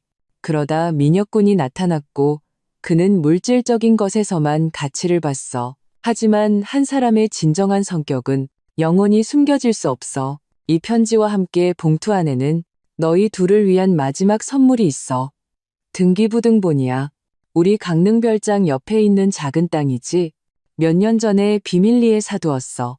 언젠가 우리 오두막을 확장할 생각이었지. 이제 나는 그것이 더 나은 목적에 기여할 수 있다고 믿어. 거기에 새로운 것을 지어 선자씨, 우리 딸과 함께 무엇이든 상관없어. 펜션이 될 수도 있고 새 집이 될 수도 있고 심지어 가족 없는 노인들을 위한 쉼터가 될 수도 있지. 원한다면. 중요한 것은 너희가 함께 짓는다는 거야. 벽돌 하나하나, 결정 하나하나. 과거는 뒤로 하고 너희의 재시작의 상징이 될 무언가를 세워 영원한 사랑을 담아 정우. 봉투 안에는 약속대로 우리 강릉별장에 인접한 땅에 등기부등본이 있었습니다. 의미를 얻기를 기다리는 한 조각의 땅이었습니다. 저는 편지를 손에 들고 몇 시간 동안 그곳에 앉아 있었습니다. 정호는 부재 중에도 계속해서 우리의 삶을 인도하고 구원을 믿고 추억을 믿고 있었습니다. 가능할까요? 지연이와 내가 함께 무언가를 짓는 것, 과거를 뒤로 하고 다음 날 저는 딸을 점심에 초대했습니다. 그녀의 직장 근처에 있는 소박한 식당을 골랐습니다. 그녀는 클리닉 유니폼인 단순한 흰색 블라우스와 검은색 정장 바지를 입고 정시에 도착했습니다. 엄마, 괜찮으세요? 무슨 일 있으세요? 그녀는 예상치 못한 초대에 걱정스러워 보였습니다. 아니, 어제 뭘 좀 찾았어. 저는 정호의 편지를 건네며 설명했습니다. 내 아버지가 우리를 위해 이걸 남기셨어. 저는 그녀가 읽는 동안 지켜보았습니다. 그녀의 얼굴에 스쳐 지나가는 감정들을 보았습니다. 놀라움, 감동, 후회, 그리고 마침내 희망. 아빠. 그녀는 갈라진 목소리로 중얼거렸습니다. 정말 저를 믿으셨군요.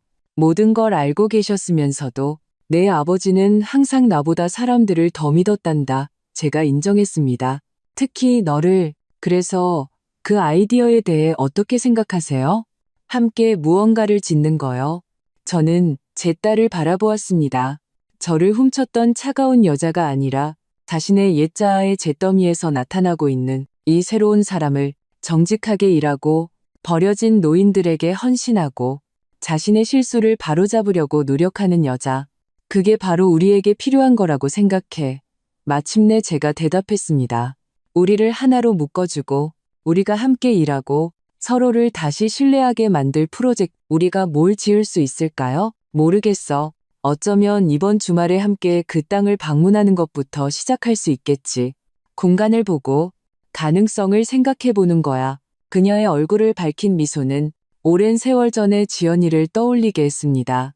강릉 별장을 뛰어다니고 아버지와 함께 모래성을 쌓고 세상의 모든 버려진 동물들을 돌보기 위해 수의사가 되겠다고 꿈꾸던 아이. 정말 좋아요, 엄마. 상상 이상으로요. 그 주말 우리는 함께 강릉 별장으로 갔습니다. 오두막은 제가 의뢰한 공사 덕분에 이미 완전히 개조되어 있었습니다. 테라스는 다시 견고해졌고 지붕은 새지 않았으며 앞마당 정원은 정호가 그토록 사랑했던 같은 종류의 꽃들로 다시 심어져 있었습니다. 정말 예뻐요, 엄마. 지연이가 정원을 걸으며 말했습니다. 어릴 때 기억하던 그대로예요. 우리는 함께 옆 땅으로 갔습니다. 작은 부지였지만 위치가 좋았고 바다를 부분적으로 조망할 수 있었으며 건축에 이상적인 평평한 지역이 있었습니다. 여기서 우리가 뭘 할 수 있을 것 같니? 제가 땅을 걸으며 새로운 영역을 탐험하는 아이처럼 구석구석을 살피는 지연이를 보며 물었습니다. 그녀는 몇 분 동안 조용히 생각에 잠겨 주위를 둘러보았습니다. 그러다 몇 년 만에 처음 보는 눈빛으로 빛나며 저를 향해 돌아섰습니다. 만약 우리가 노인들을 위한 작은 지원주택을 짓는다면 어떨까요? 사랑요양원 입소자들이 주말이나 휴가를 보내러 올 수 있는 곳이요. 그분들 중 많은 분들이 바다를 본 적이 없어요. 엄마, 김어르신이 저 테라스에 앉아서 바다를 바라보는 모습을 상상해 보세요. 그 제안은 저를 놀라게 했습니다. 저는 그녀가 상업적인 것, 아마도 펜션이나 성수기에 임대할 집 같은 것, 수익을 창출할 무언가를 제안할 것이라고 예상했습니다. 하지만 그녀의 아이디어는 완전히 이타적이었습니다. 재정적 수익이 없는 상당한 투자가 될 것이었습니다. 상당한 투자가 될 텐데 재정적 수익은 없을 거야. 제가 그녀를 떠보며 말했습니다. 알아요. 그녀는 망설임 없이 대답했습니다. 하지만 수익은 다른 종류가 될 거예요. 그리고 제가 제 월급으로 건축을 도울 수 있어요. 시간은 걸리겠지만 조금씩 해낼 수 있어요. 저는 제 딸을 바라보았습니다. 정말로 그녀를 바라보았습니다. 그리고 제가 보는 능력을 잃었던 무언가를 보았습니다. 정우가 항상 그녀 안에 존재한다고 주장했던 선함. 그렇게 하자. 제가 결정했습니다. 하지만 조금씩이 아니라 나에게는 충분한 자원이 있어. 우리는 노인들이 필요로 하는 모든 것을 갖추고 제대로 설계하고 지을 거야. 지연이의 미소는 몇 달간의 폭풍 후 끝에 비친 한 줄기 햇살과도 같았습니다. 정말요, 엄마? 그렇게 해주시겠어요? 우리가 함께하는 거야. 제가 정정했습니다. 내 아버지가 원했던 것처럼. 그 후 몇 주 동안 우리는 건축가, 엔지니어, 노인케어 전문가들과 만났습니다. 지연이는 직장에서 쉬는 날을 이용해 회의에 참석했고 항상 사랑요양원의 노인들과의 경험을 바탕으로 아이디어와 우려사항을 제시했습니다. 모든 복도에 손잡이가 필요해요. 그녀는 주장했습니다. 그리고 미끄럼 방지 바닥도요. 박 할머니는 요양원 화장실에서 벌써 2번이나 넘어지셨어요. 그녀가 물질적 이득을 가져다 주지 않는 프로젝트에 그렇게 몰두하고 헌신하는 모습을 보는 것은 매혹적이었습니다.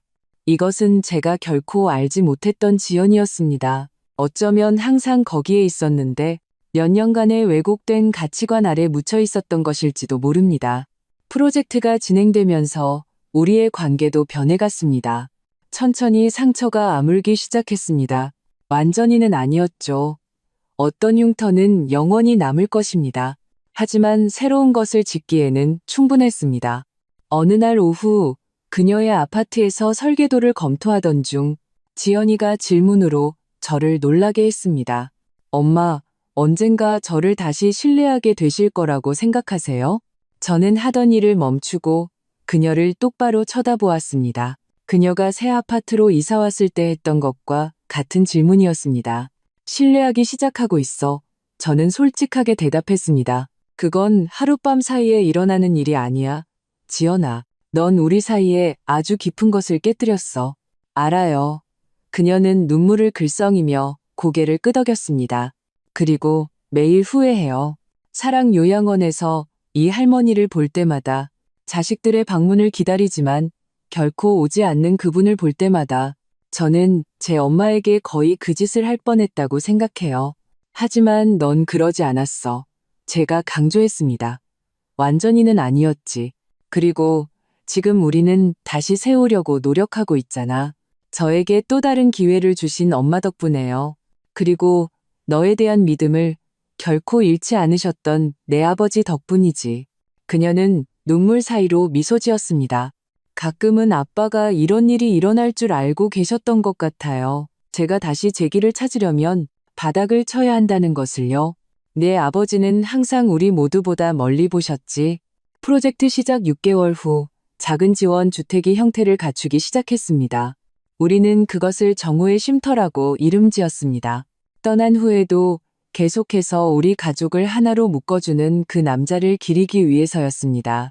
쉼터에는 6개의 개조된 방, 바다를 조망할 수 있는 넓은 거실, 공동 주방, 그리고 본체의 테라스와 연결되는 테라스가 있었습니다.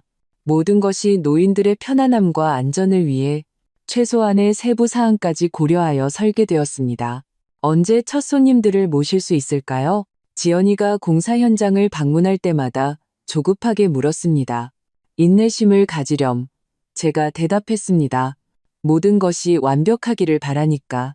쉼터가 지어지는 동안 지연이는 개인적인 변화를 계속했습니다. 클리닉에서 승진하여 더 나은 월급을 받는 행정직을 맡게 되었습니다. 자원봉사를 계속했고, 이제는 시력 문제가 있는 노인들을 위한 독서 프로그램을 조정하고 있었습니다.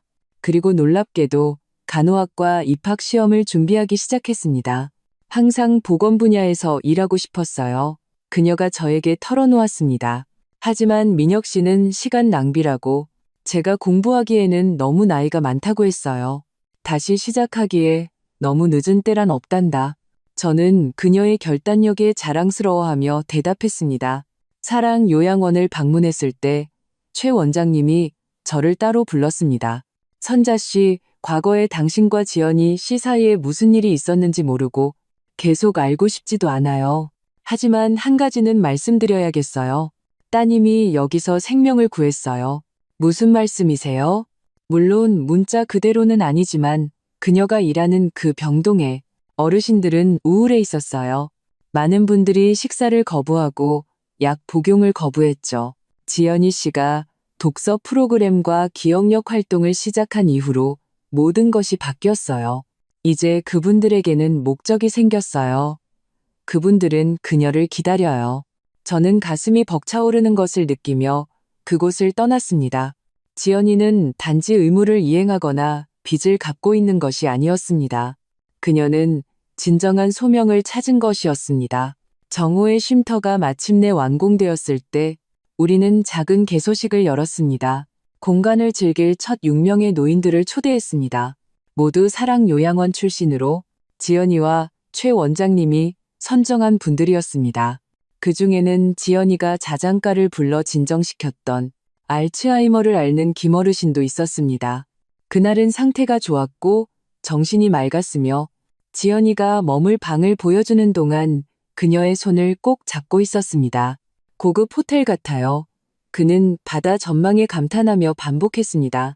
발코니에서 그 장면을 지켜보며 저는 옆에 누군가의 존재를 느꼈습니다. 초자연적인 것은 아니었습니다. 단지 정호가 어떤 식으로든 거기에 있어 우리에게 준 마지막 선물의 결과를 목격하고 있다는 강한 느낌이었습니다. 그가 자랑스러워할 거야. 제 뒤에서 목소리가 들렸습니다. 지연이가 김어르신을 쉬게 하고 발코니에서 저와 합류하러 온 것이었습니다. 그래, 그럴 거야. 제가 동의했습니다. 우리 둘 다를. 그녀는 망설이며 다가오더니 저를 껴안았습니다. 아직 말하기 어려운 모든 단어들로 가득 찬 강하고 진심 어린 포옹이었습니다. 고마워요, 엄마. 저를 포기하지 않아주셔서. 가족은 포기하지 않는단다, 지연아. 아플 때조차도. 그날 밤 우리는 본체에 머물렀고 최 원장님과 간호사 한 분이 쉼터에서 노인들을 돌보았습니다. 우리는 정호와 함께 수없이 그랬던 것처럼 테라스에 앉아 별을 바라보았습니다. 가장 마음 아픈 게 뭔지 아세요? 지연이가 갑자기 물었습니다. 아빠 시계를 절대 돌려드릴 수 없다는 거예요. 그분에게, 두 분에게 정말 중요했는데 저는 잠시 망설이다가 몇 달 전에 샀던 정호의 것과 아주 비슷한 시계를 주머니에서 꺼냈습니다. 같은 건 아니야. 제가 설명했습니다. 하지만 그분이 어떤 식으로든 아직 가까이 계시다고 느끼게 해줘. 지연이는 조심스럽게 시계를 받아들고 세부사항 하나하나를 살펴보았습니다. 거의 똑같아요. 그래. 그리고 그거 아니? 중요한 건 시계 자체가 아니야. 그것이 담고 있는 추억이지. 그녀는 고개를 끄덕이며 제게 시계를 돌려주었습니다. 추억, 그건 아무도 팔거나 가져갈 수 없죠. 해변에 부서지는 파도 소리만이 가득한 편안한 침묵이 우리 사이에 흘렀습니다. 달빛에 비친 제 딸을 바라보았습니다. 그리고 제가 키운 아이나 저를 배신한 여자가 아니라 그녀라는 복잡한 사람을 보았습니다. 끔찍한 실수를 저지를 수도 있고 놀라운 구원을 이룰 수도 있는 사람. 엄마, 마침내 그녀가 말했습니다. 저 아직 갈 길이 멀죠? 우리 모두 그래, 딸아. 인생이란 그런 거야. 끊임없이 다시 시작하는 것.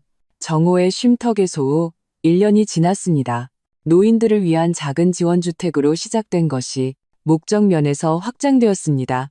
쉼터는 이제 격주로 그룹을 받아 더 많은 사랑, 요양원 입소자들이 짧은 기간이라도 바다를 즐길 수 있게 했습니다. 지연이는 프로젝트 조정을 맡아 그 자원봉사와 클리닉에서의 일, 그리고 시작한 간호학 공부의 균형을 맞추었습니다. 쉽지 않았고 종종 책 위에서 잠든 지친 그녀를 발견하곤 했습니다.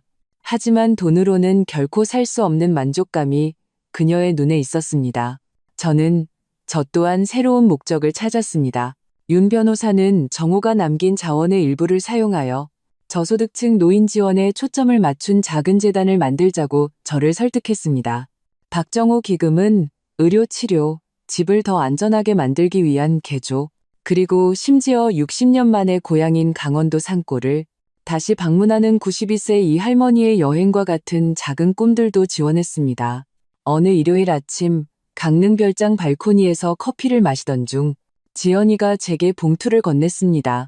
이게 뭐니? 제가 궁금해서 물었습니다. 열어보세요. 안에는 일정 금액이 적힌 수표와 손으로 쓴 편지가 있었습니다. 저는 혼란스러워하며 그녀를 바라보았습니다. 첫 번째 상환금이에요. 그녀가 설명했습니다. 제가 약속했던 배상을 위한 거예요. 편지에는 그녀가 어떻게 강릉별장과 정호의 시계 가치를 계산했는지, 그리고 앞으로 몇 년 동안 매달 할부로 모든 것을 갚을 계획인지 상세히 설명되어 있었습니다. 이것이 첫 번째 상환금이었습니다. 철저한 저축과 직장에서 받은 보너스의 결과물이었습니다. 지연아, 이럴 필요 없어. 필요해요. 엄마, 저를 위해서요. 이건 돈에 관한 게 아니에요. 제 말을 지키고 제가 한 일을 바로잡는 것에 관한 거예요. 저는 수표를 오랫동안 바라보았습니다. 이걸로 뭘 하길 바라니? 그녀는 어깨를 으쓱했습니다. 엄마 거예요. 원하시는 대로 쓰세요. 아이디어가 떠올랐습니다. 이걸 쉼터를 위해 쓰면 어떨까? 우리가 계획하던 해변으로 가는 경사로를 만드는데 말이야. 그녀의 눈이 빛났습니다. 완벽해요. 그 단순한 거래는 너무나 많은 것을 의미했습니다. 단지 돈이 오가는 것이 아니었습니다. 신뢰가 재건되고 약속이 지켜지고 상처가 아물고 있었습니다. 그날 오후 우리는 예상치 못한 방문객을 맞았습니다. 차가 집 입구에 멈췄고 그곳에서 우리가 1년 이상 보지 못했던 인물이 내렸습니다. 민혁 씨였습니다.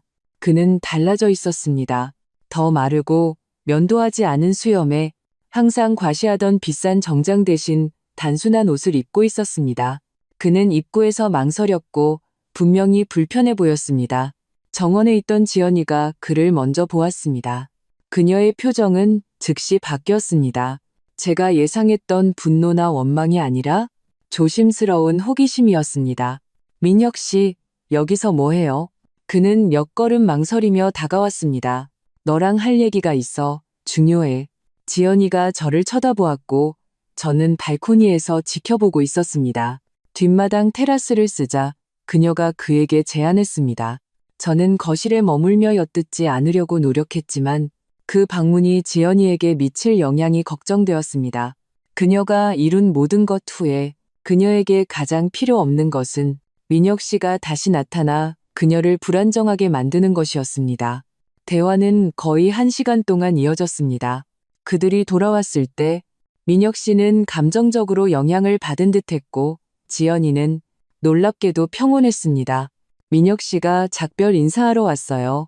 그녀가 설명했습니다. 포르투갈로 이사 간대요. 리스본에 있는 관광회사에서 일자리를 구했대요. 민혁 씨는 제게 정중하게 인사했지만 제 눈을 마주치지 못했습니다. 장모님, 저희가 한 일에 대해 사과드리고 싶었습니다. 충분하지 않다는 거 알지만, 그래, 충분하지 않지. 제가 평정을 유지하며 동의했습니다. 하지만 시작이구나. 다른 이유로도 왔습니다. 그가 계속해서 말하며 주머니에서 작은 꾸러미를 꺼냈습니다. 이걸 되찾았어요. 떨리는 손으로 꾸러미를 열었습니다. 정호의 시계였습니다. 사용으로 닳고 유리가 약간 긁혔지만 분명히 제 남편이 수십 년 동안 찾던 그 시계였습니다. 어떻게 제가 중얼거릴 수 있었던 전부였습니다. 그걸 샀던 미국인이 제가 리스본에서 묵던 같은 호텔에 묵고 있었어요. 믿을 수 없는 우연이었죠. 그걸 알아보고 다시 사겠다고 제안했어요. 처음에는 거절했지만 제가 사연을 설명하고 감정적인 가치를 결국에는 동의했어요. 저는 시계를 바라보며 손에서 익숙한 무게를 느꼈습니다. 마치 정호의 한 조각을 돌려받은 것 같았습니다. 고맙다. 저는 진심으로 말했습니다. 제가 할 수 있는 최소한의 일이었습니다. 민혁 씨는 진심으로 부끄러워하며 대답했습니다. 그럼 저는 가봐야겠습니다. 내일 아침 일찍 비행기라서요. 지연이는 그를 차까지 배웅했습니다. 그들이 좀 더 이야기하는 것을 보았고 그러다 놀랍게도 그가 떠나기 전에 짧은 포옹을 했습니다. 그녀가 돌아왔을 때 그녀의 눈은 눈물이 글썽였지만 표정은 평온했습니다. 괜찮니? 제가 걱정하며 물었습니다. 네. 그녀는 확신에 차서 단언했습니다. 마치 한 장을 넘기는 것 같아요. 민혁 씨가 달라졌어요.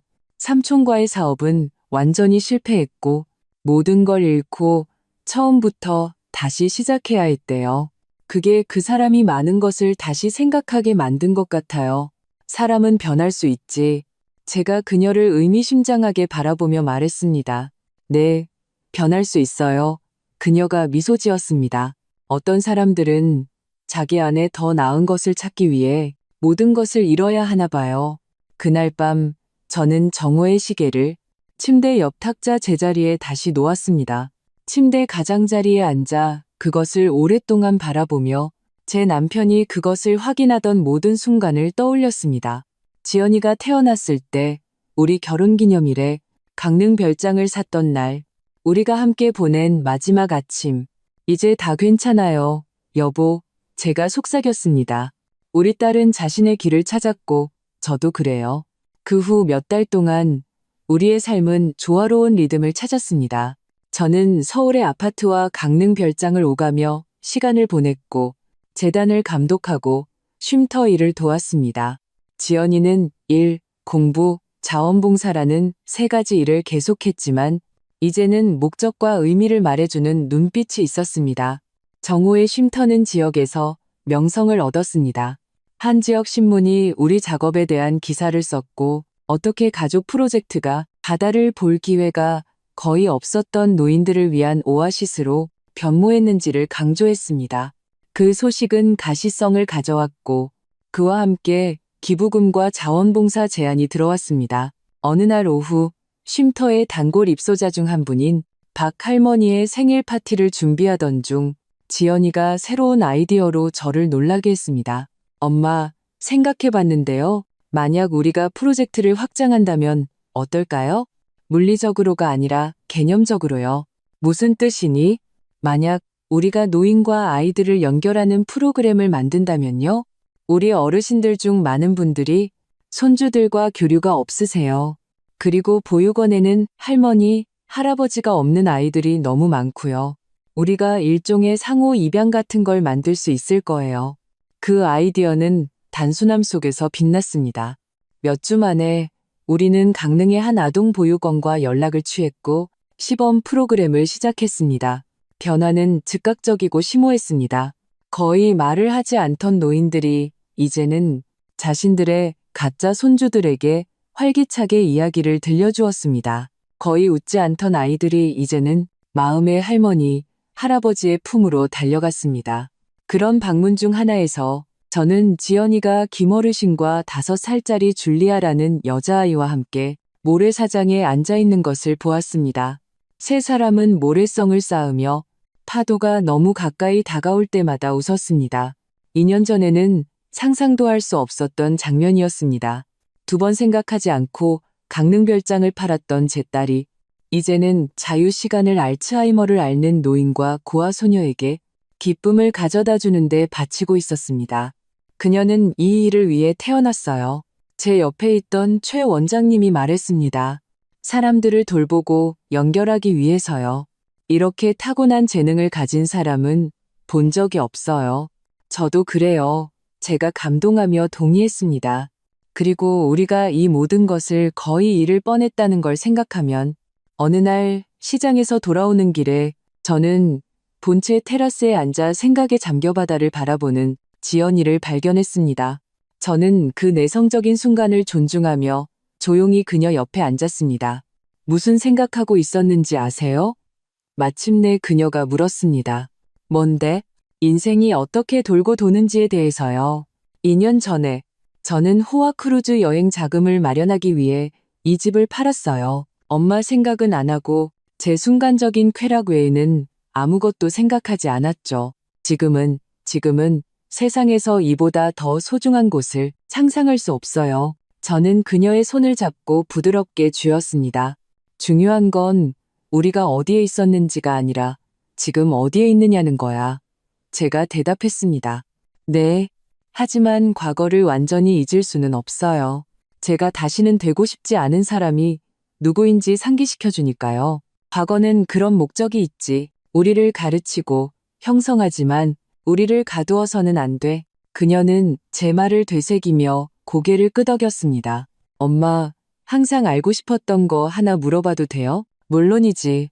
그날 제가 집이랑 시계를 팔았다는 걸 알게 되셨을 때 정확히 어떤 기분이셨어요? 그러니까 분노나 배신감 말고 그것은 어려운 질문이었고 저를 병원 대기실에서의 그 참담한 순간으로 되돌아가게 했습니다. 내가 실패했다고 느꼈어. 제가 고백했습니다. 엄마로서, 교육자로서 나는 생각했지. 이런 짓을 할 수 있는 사람을 키우기 위해 내가 어디서 잘못했을까. 그게 가장 깊은 고통이었어. 조용한 눈물이 그녀의 얼굴을 타고 흘러내렸습니다. 죄송해요, 엄마. 매일매일 죄송해요. 알아, 딸아, 알아. 그리고 매일매일 나는 너를 조금씩 더 용서한단다. 우리는 조용한 침묵 속에 앉아 하늘을 주황색 톤으로 물들이며 지기 시작하는 해를 바라보았습니다. 쉼터에서는 웃음소리가 들려왔습니다. 노인들과 아이들이 발코니에서 자원봉사자들의 감독 아래 도미노 게임을 하고 있었습니다. 아빠가 지금 뭐라고 하실지 아세요? 지연이가 작은 미소와 함께 물었습니다. 뭐라고? 내가 결국에는 모든 게 잘 될 거라고 했잖아. 저는 웃었습니다. 왜냐하면 그게 바로 정호가 할 말이었기 때문입니다. 때때로 저를 짜증나게 했지만 결국에는 종종 사실로 증명되던 그 낙관적인 문구, 지금 우리를 보고 계실 것 같아 제가 말했습니다. 내가 다 알고 있었다는 표정으로. 우리는 함께 웃으며 우리 사이에 정호의 존재를 느꼈습니다. 유령이나 고통스러운 기억으로서가 아니라 통합하는 힘, 우리의 행동을 통해 계속될 살아있는 유산으로서. 그날 밤 박할머니의 파티가 끝나고 마지막 손님들이 쉼터를 떠난 후 저는 발코니에 혼자 남아 저 멀리 배들의 불빛을 바라보았습니다. 주머니에서 정호의 시계를 꺼냈습니다. 이제는 부적처럼 가지고 다녔습니다. 당신이 옳았어요. 내 사랑. 제가 속삭였습니다. 우리 딸에 대해서, 인생에 대해서, 시작에 대해서. 그리고 그가 세상을 떠난 이후 처음으로 저는 완전한 평화를 느꼈습니다. 단지 상실에 대한 체념적인 수용이 아니라 그의 사랑과 지혜가 우리를 통해 계속 살아있다는 깊은 이해, 그의 이름을 딴 쉼터에서 우리 딸의 변화 속에서 더 강하고 더 현명한 여성으로서의 제 자신의 재탄생 속에서. 다음 날 아침, 지연이가 아침 식사를 하러 왔을 때 그녀는 서류 폴더를 가지고 왔습니다. 이게 뭐니? 제가 궁금해서 물었습니다. 노인학 레지던트 프로그램 지원서예요. 그녀가 대답했습니다. 긴장과 결단력이 뒤섞인 목소리였습니다. 간호학을 졸업한 후에 노인 케어 전문가가 되고 싶어요. 저는 엄청난 자부심으로 제 딸을 바라보았습니다. 이것이 정호의 진정한 유산이었습니다. 돈이나 재산이 아니라 마침내 지연이 안에서 꼽힌 가치관. 내 아버지가 정말 자랑스러워하실 거야. 제가 갈라진 목소리로 말했습니다. 알아요. 그녀가 미소 지었습니다. 그리고 엄마는요? 엄마도 자랑스러우세요? 상상 이상으로 시간은 언제나 그렇듯 흘러 사람과 상황을 변화시켰습니다. 지연이가 제게 노인학 레지던트 지원서를 보여주었. 그 아침 식사 이후 3년이 지났습니다. 오늘 74살의 저는 우리가 걸어온 길을 돌아보며 거의 알아보지 못합니다. 고통스러운 배신으로 시작된 것이 우리 삶뿐만 아니라 우리 주변 수십 명의 삶에 영향을 미친 구원의 여정으로 변모했습니다. 정호의 쉼터는 우리의 기대를 뛰어넘어 성장했습니다. 재단의 지원과 신문기사 이후 들어오기 시작한 기부금으로 우리는 이웃한 땅을 사들여 시설을 확장할 수 있었습니다. 이제 6개의 방 대신 12개의 방이 있었고 모두 노인 손님들의 특정 요구에 맞게 개조되었습니다. 노인과 아이들 간의 통합 프로그램은 전국의 다른 프로젝트들의 모델이 되었습니다. 우리는 사회복지사, 심리학자, 심지어 보건복지부 대표들의 방문을 받았습니다. 그들은 그렇게 단순한 계획이 어떻게 두 그룹의 삶의 질에 그렇게 깊은 결과를 낳을 수 있는지 이해하는데 관심이 있었습니다. 지연이는 우수한 성적으로 간호학을 졸업했고 그토록 갈망하던 노인학 레지던트 자리를 얻었습니다.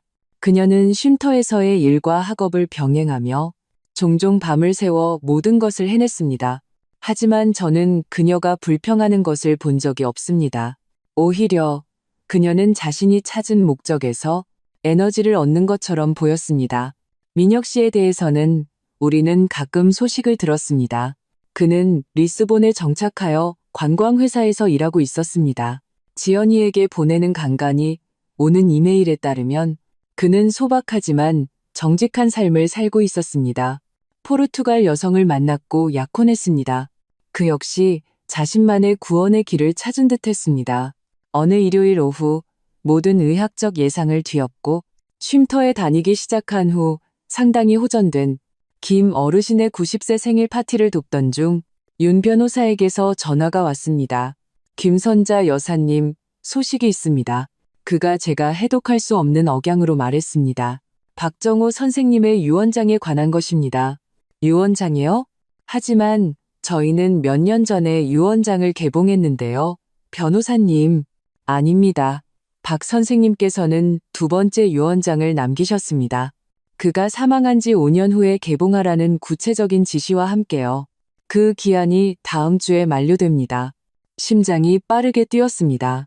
정호와 그의 놀라움, 그렇게 오랜 시간이 지난 후에도 그가 아직 우리가 모르는 무엇을 더 계획했을까요? 언제 볼 수 있을까요? 제가 조급하게 물었습니다. 다음 주 정확한 날에요. 그는 그것에 대해 매우 구체적이었습니다. 그리고 여사님과 따님이 참석해달라고 요청했습니다. 다음 주 지연이와 저는 윤 변호사 사무실에서 만났습니다. 우리는 둘 다 이 새로운 문서에서 무엇을 기대해야 할지 몰라 긴장했습니다. 지연이는 제 손을 꼭 잡았습니다. 준비되셨습니까? 윤 변호사가 물었습니다. 네, 우리는 조용히 고개를 끄덕였습니다. 그는 봉인된 봉투를 조심스럽게 열고 손으로 쓴 편지와 몇몇 법률 서류를 꺼냈습니다. 먼저 편지를 읽겠습니다. 그가 설명했습니다. 그 후에 서류를 설명하겠습니다. 정호의 단단하고 특징적인 글씨로 쓰인 편지는 이렇게 되어 있었습니다. 나의 사랑하는 선자와 지연이에게 만약 너희가 이 편지를 읽고 있다면 내가 떠난 지 5년이 지났다는 뜻이겠지. 그것은 또한 너희가 힘든 시간을 겪었고 어쩌면 내가 두려워했던 그 폭풍우를 겪었지만 결국 서로에게 돌아가는 길을 찾았다는 뜻이기도 할 거야. 수십 년간 은행 지점장으로 일하면서 나는 모든 가능한 시나리오에 대비해 계획하는 법을 배웠어. 내가 선자에게 남긴 이전 봉투는 최악의 시나리오를 위한 나의 비상계획이었지. 이것은 최고의 시나리오를 위한 나의 계획이야. 너희 둘이 역경을 극복하고 다시 함께 있는 시나리오 말이다. 오늘 내가 비밀로 유지했던 마지막 재산이 하나 있어. 경기도 북부 해안에 있는 작은 섬이야. 몇 년 전에 아직 야생적이고 가치가 없을 때 사두었지. 오늘날 그곳은 보존된 천국이야. 이 섬은 너희가 팔거나 상업적으로 개발하기 위한 것이 아니야. 그것은 성역이고 환경적 유산이야. 소유권 서류와 함께 새로운 재단, 희망의 섬재단의 정관이 있어. 이 재단은 그 지역을 보존하고 교육적, 치료적 목적으로 사용하는 책임을 질 거야. 나는 아이들이 환경 보존에 대해 배우고 노인들이 그곳의 완만한 산책로에서 평화를 찾고 연구자들이 풍부한 생물 다양성을 연구하는 것을 상상해. 그리고 나는 너희 둘이 이 모든 것을 관리하며 강릉 별장협당에서 이미 시작했기를 바라는 그 일을 계속하는 것을 상상해. 이것이 너희에게 주는 나의 마지막 선물이야. 쓰여질 재산이 아니라 성취될 목적, 우리 가족뿐만 아니라 세상을 위한 유산, 영원한 사랑을 담아. 정호, 윤 변호사가 읽기를 마쳤을 때 지연이와 저는 울고 있었습니다. 그렇게 오랜 시간이 지난 후에도 정호는 그의 비전과 관대함, 우리의 잠재력에 대한 흔들리지 않는 믿음으로 여전히 우리를 놀라게 할 수 있었습니다. 더 있습니다. 윤 변호사가 계속해서 말하며 우리에게 서류를 보여주었습니다. 박 선생님께서는 섬의 초기 유지 보수와 프로젝트 실행을 위한 상당한 기금을 남기셨습니다. 그리고 재단이 어떻게 운영되기를 상상했는지에 대한 구체적인 세부 사항을 남기셨고요. 다음 몇 주 동안 지연이와 저는 처음으로 그 섬을 방문했습니다. 정호가 묘사했던 그대로였습니다. 백사장 해변, 울창한 숲, 그리고 인상적인 생물 다양성을 가진 보존된 천국이었습니다. 약 20만 평방미터 크기였고 연구자들과 방문객들을 위한 기지로 사용될 수 있는 작은 중앙 건물이 있었습니다. 그곳의 산책로를 걸으며 저는 다시 한번 우리 옆에서 우리를 인도하고 그곳의 잠재력을 보여주고 미래에 대한 그의 비전을 공유하는 정호의 존재를 느꼈습니다. 놀라워요. 지연이가 말했습니다. 우리가 자금만에서 쉬는 동안 아빠가 어떻게 이걸 그렇게 오랫동안 비밀로 유지할 수 있었을까요? 그리고 우리가 지금 정확히 무엇을 필요로 할지 어떻게 아셨을까요? 내 아버지는 항상 멀리 보셨지. 제가 대답했습니다. 정호의 조용한 지혜와 그가 사람들과 상황을 어떻게 소수만이 가진 깊은 이해로 관찰했는지를 떠올리며 그는 다른 사람들이 단지 문제를 보는 곳에서 잠재력을 보았고 다른 사람들이 단지 어둠을 보는 곳에서 희망을 보았지. 다음 몇 달 동안 우리는 희망의 섬 프로젝트에 완전히 몰두했습니다. 생물학자, 환경교육자, 그리고 지속 가능한 건축 전문 건축가들을 고용했습니다. 아이디어는 학생 그룹과 노인들을 받을 수 있는 최소한의 인프라를 만들되 지역 자연을 최대한 보존하는 것이었습니다. 지연이는 제가 매일 감탄하는 열정으로 프로젝트의 리더십을 맡았습니다. 의료 레지던트로서의 고된 일상에도 불구하고 그녀는 팀과의 회의, 선방문, 활동 계획을 위한 시간을 냈습니다. 어디서 그렇게 많은 에너지가 나오는지 모르겠다. 어느 날 밤 부엌 식탁에서 건축 설계도를 검토하며 제가 말했습니다. 그녀는 지난 몇 년간 그녀의 얼굴에 다시 나타난 그 진정한 미소를 지었습니다. 목적에서요, 엄마. 정말 중요한 일을 할 때 에너지는 자연스럽게 나와요. 어느 날 오후 섬의 태양광 패널 설치를 감독하던 중 지연이가 저를 깊이 감동시킨 말을 했습니다. 있잖아요, 엄마. 그 모든 일이 일어난 게 정말 다행이라고 생각해요. 그 일, 도둑질, 배신, 모든 거. 만약 제가 인생 최악의 실수를 저지르지 않았다면 저는 제 진정한 길을 결코 찾지 못했을 거예요. 저는 그 지혜에 놀라며 그녀를 바라보았습니다. 정말 많이 변했구나, 딸아. 저를 포기할 모든 권리가 있었을 때 저를 포기하지 않으신 엄마 덕분에요. 그리고 모든 것을 예측하신 내 아버지 덕분이지. 그녀는 생각에 잠겨 수평선을 바라보았습니다. 가끔은 아빠가 정말로 예측하셨는지 아니면 이런 일이 일어나도록 조건을 만드셨는지 궁금해요.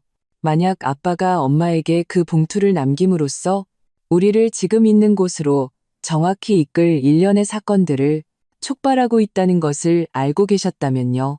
그것은 매혹적인 관점이었습니다. 조용한 전략가, 정호. 몇 년 후에야 꽃필 씨앗을 심고 있는. 어떤 식으로든 제가 계속했습니다. 그는 자랑스러워 하실 거야. 특히 너를. 희망의 섬 재단은 정호의 쉼터 5주년에 공식적으로 출범했습니다. 우리는 섬에서 몇몇 지역 당국, 자원봉사자, 사랑요양원의 노인들, 그리고 이미 우리 프로그램에 참여하고 있는 보육원의 아이들이 참석한 가운데 간단한 행사를 열었습니다. 행사 중에 지연이는 제가 결코 잊지 못할 연설을 했습니다. 5년 전 저는 완전히 다른 사람이었습니다. 그녀의 목소리는 분명한 감정에도 불구하고 단호했습니다. 저는 물건을 모으고 사람들에게 깊은 인상을 주고 왜곡된 성공 개념을 위해 살았습니다. 저는 제 자신의 어머니를 훔치고 호화로운 여행의 대가로 가족의 추억을 파는 지경에 이르렀습니다. 청중 위로 정중한 침묵이 흘렀습니다. 제가 몰랐던 것은 제가 무한히 더 가치 있는 것을 찾기 위해 모든 것을 잃어야 했다는 것입니다. 목적, 사명, 정말로 중요한 것에 대한 새로운 이해. 제 어머니는 제가 그녀를 버렸듯이 저를 버릴 수도 있었고 제 행동의 결과를 혼자 감당하게 내버려둘 수도 있었습니다. 하지만 그녀는 더 어려운 길을 선택했습니다. 요구하는 사랑을 통한 교육의 길, 일과 책임을 통한 구원의 길, 그리고 제 아버지는 육체적으로는 부재하시지만 그의 비전, 관대함, 인간 잠재력에 대한 흔들리지 않는 믿음을 통해 계속해서 우리의 발걸음을 인도하고 계십니다. 그녀는 우리 주변의 섬을 가리켰습니다. 이곳은 단지 생태적 성역이 아닙니다. 시작과 두 번째 기회의 상징입니다. 여기서 노인들은 새로운 의미를 찾고 아이들은 보존에 대해 배우고 연구자들은 환경 문제에 대한 해결책을 찾을 것입니다. 하지만 무엇보다도 이 섬은 우리 각자 안에 존재하는 변화의 가능성을 나타냅니다. 그녀가 끝냈을 때 청중 중에는 마른 눈이 없었습니다. 연설 내내 제 손을 잡고 있던 김어르신이 감동적으로 속삭였습니다. 따님 눈에는 신의 빛이 있어요. 김 여사님. 많은 어둠을 겪은 후에야 켜지는 빛이요. 그 후 몇 년 동안 저는 그 빛이 강해지고 확장되는 것을 보았습니다. 지연이는 의료 레지던트를 마치고 취약한 상황에 있는 노인들을 위한 임상진료와 재단 프로젝트 조정을 오가며 시간을 보냈습니다. 희망의 섬 프로그램은 노인들을 위한 치료와 통합된 환경교육에서 전국적인 참고 자료가 되었습니다. 우리 정기적인 섬 방문 중 하나에서 우리는 지연이가 바닷가 바위에 앉아 팀의 생물학자와 함께 바다거북 보존에 대해 배우는 아이들 그룹을 지켜보는 것을 발견했습니다. 무슨 문제 있니? 제가 그녀의 생각에 잠긴 표정을 알아차리고 물었습니다. 아니요, 아무것도요. 그녀가 대답했습니다. 단지 우리가 어떻게 여기까지 왔는지 되돌아보고 있었어요. 저는 그녀 옆에 앉아 이제는 시간의 흔적이 남은 얼굴에 바닷바람을 느꼈습니다. 가장 인상적인 게 뭔지 아세요? 엄마? 그녀가 계속했습니다. 단지 장소의 변화나 심지어 제 자신의 변화가 아니에요. 단 하나의 결정이 어떻게 모든 것을 바꿀 수 있는지를 보는 거예요. 무슨 결정? 엄마의 결정요.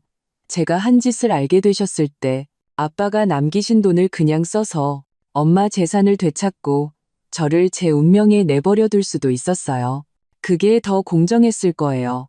하지만 엄마는 더 어려운 길을 선택하셨죠. 네, 아버지가 선택했을 길, 제가 덧붙였습니다. 네. 그리고 지금 우리가 어디에 있는지 보세요. 그녀는 섬을, 배우고 있는 아이들을, 접근 가능한 산책로를 따라 평화롭게 걷고 있는 노인들을 가리켰습니다. 이 모든 것은 엄마가 저를 포기하지 않기로 결정했기 때문에 존재해요. 저는 그 관찰의 무게를 느끼며 딸을 껴안았습니다. 만약 제가 순수한 복수의 길을 선택했다면, 만약 정호가 제게 준 힘을 단지 지연이를 벌주기 위해서만 사용했다면 무슨 일이 일어났을지 종종 자문했습니다.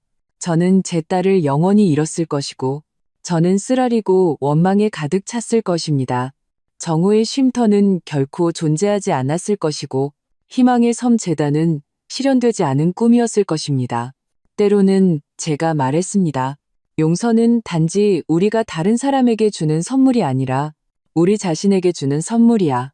그날 밤 우리가 섬에 지은 작은 지속 가능한 집에 앉아 주머니에서 정호의 낡은 시계를 꺼냈습니다.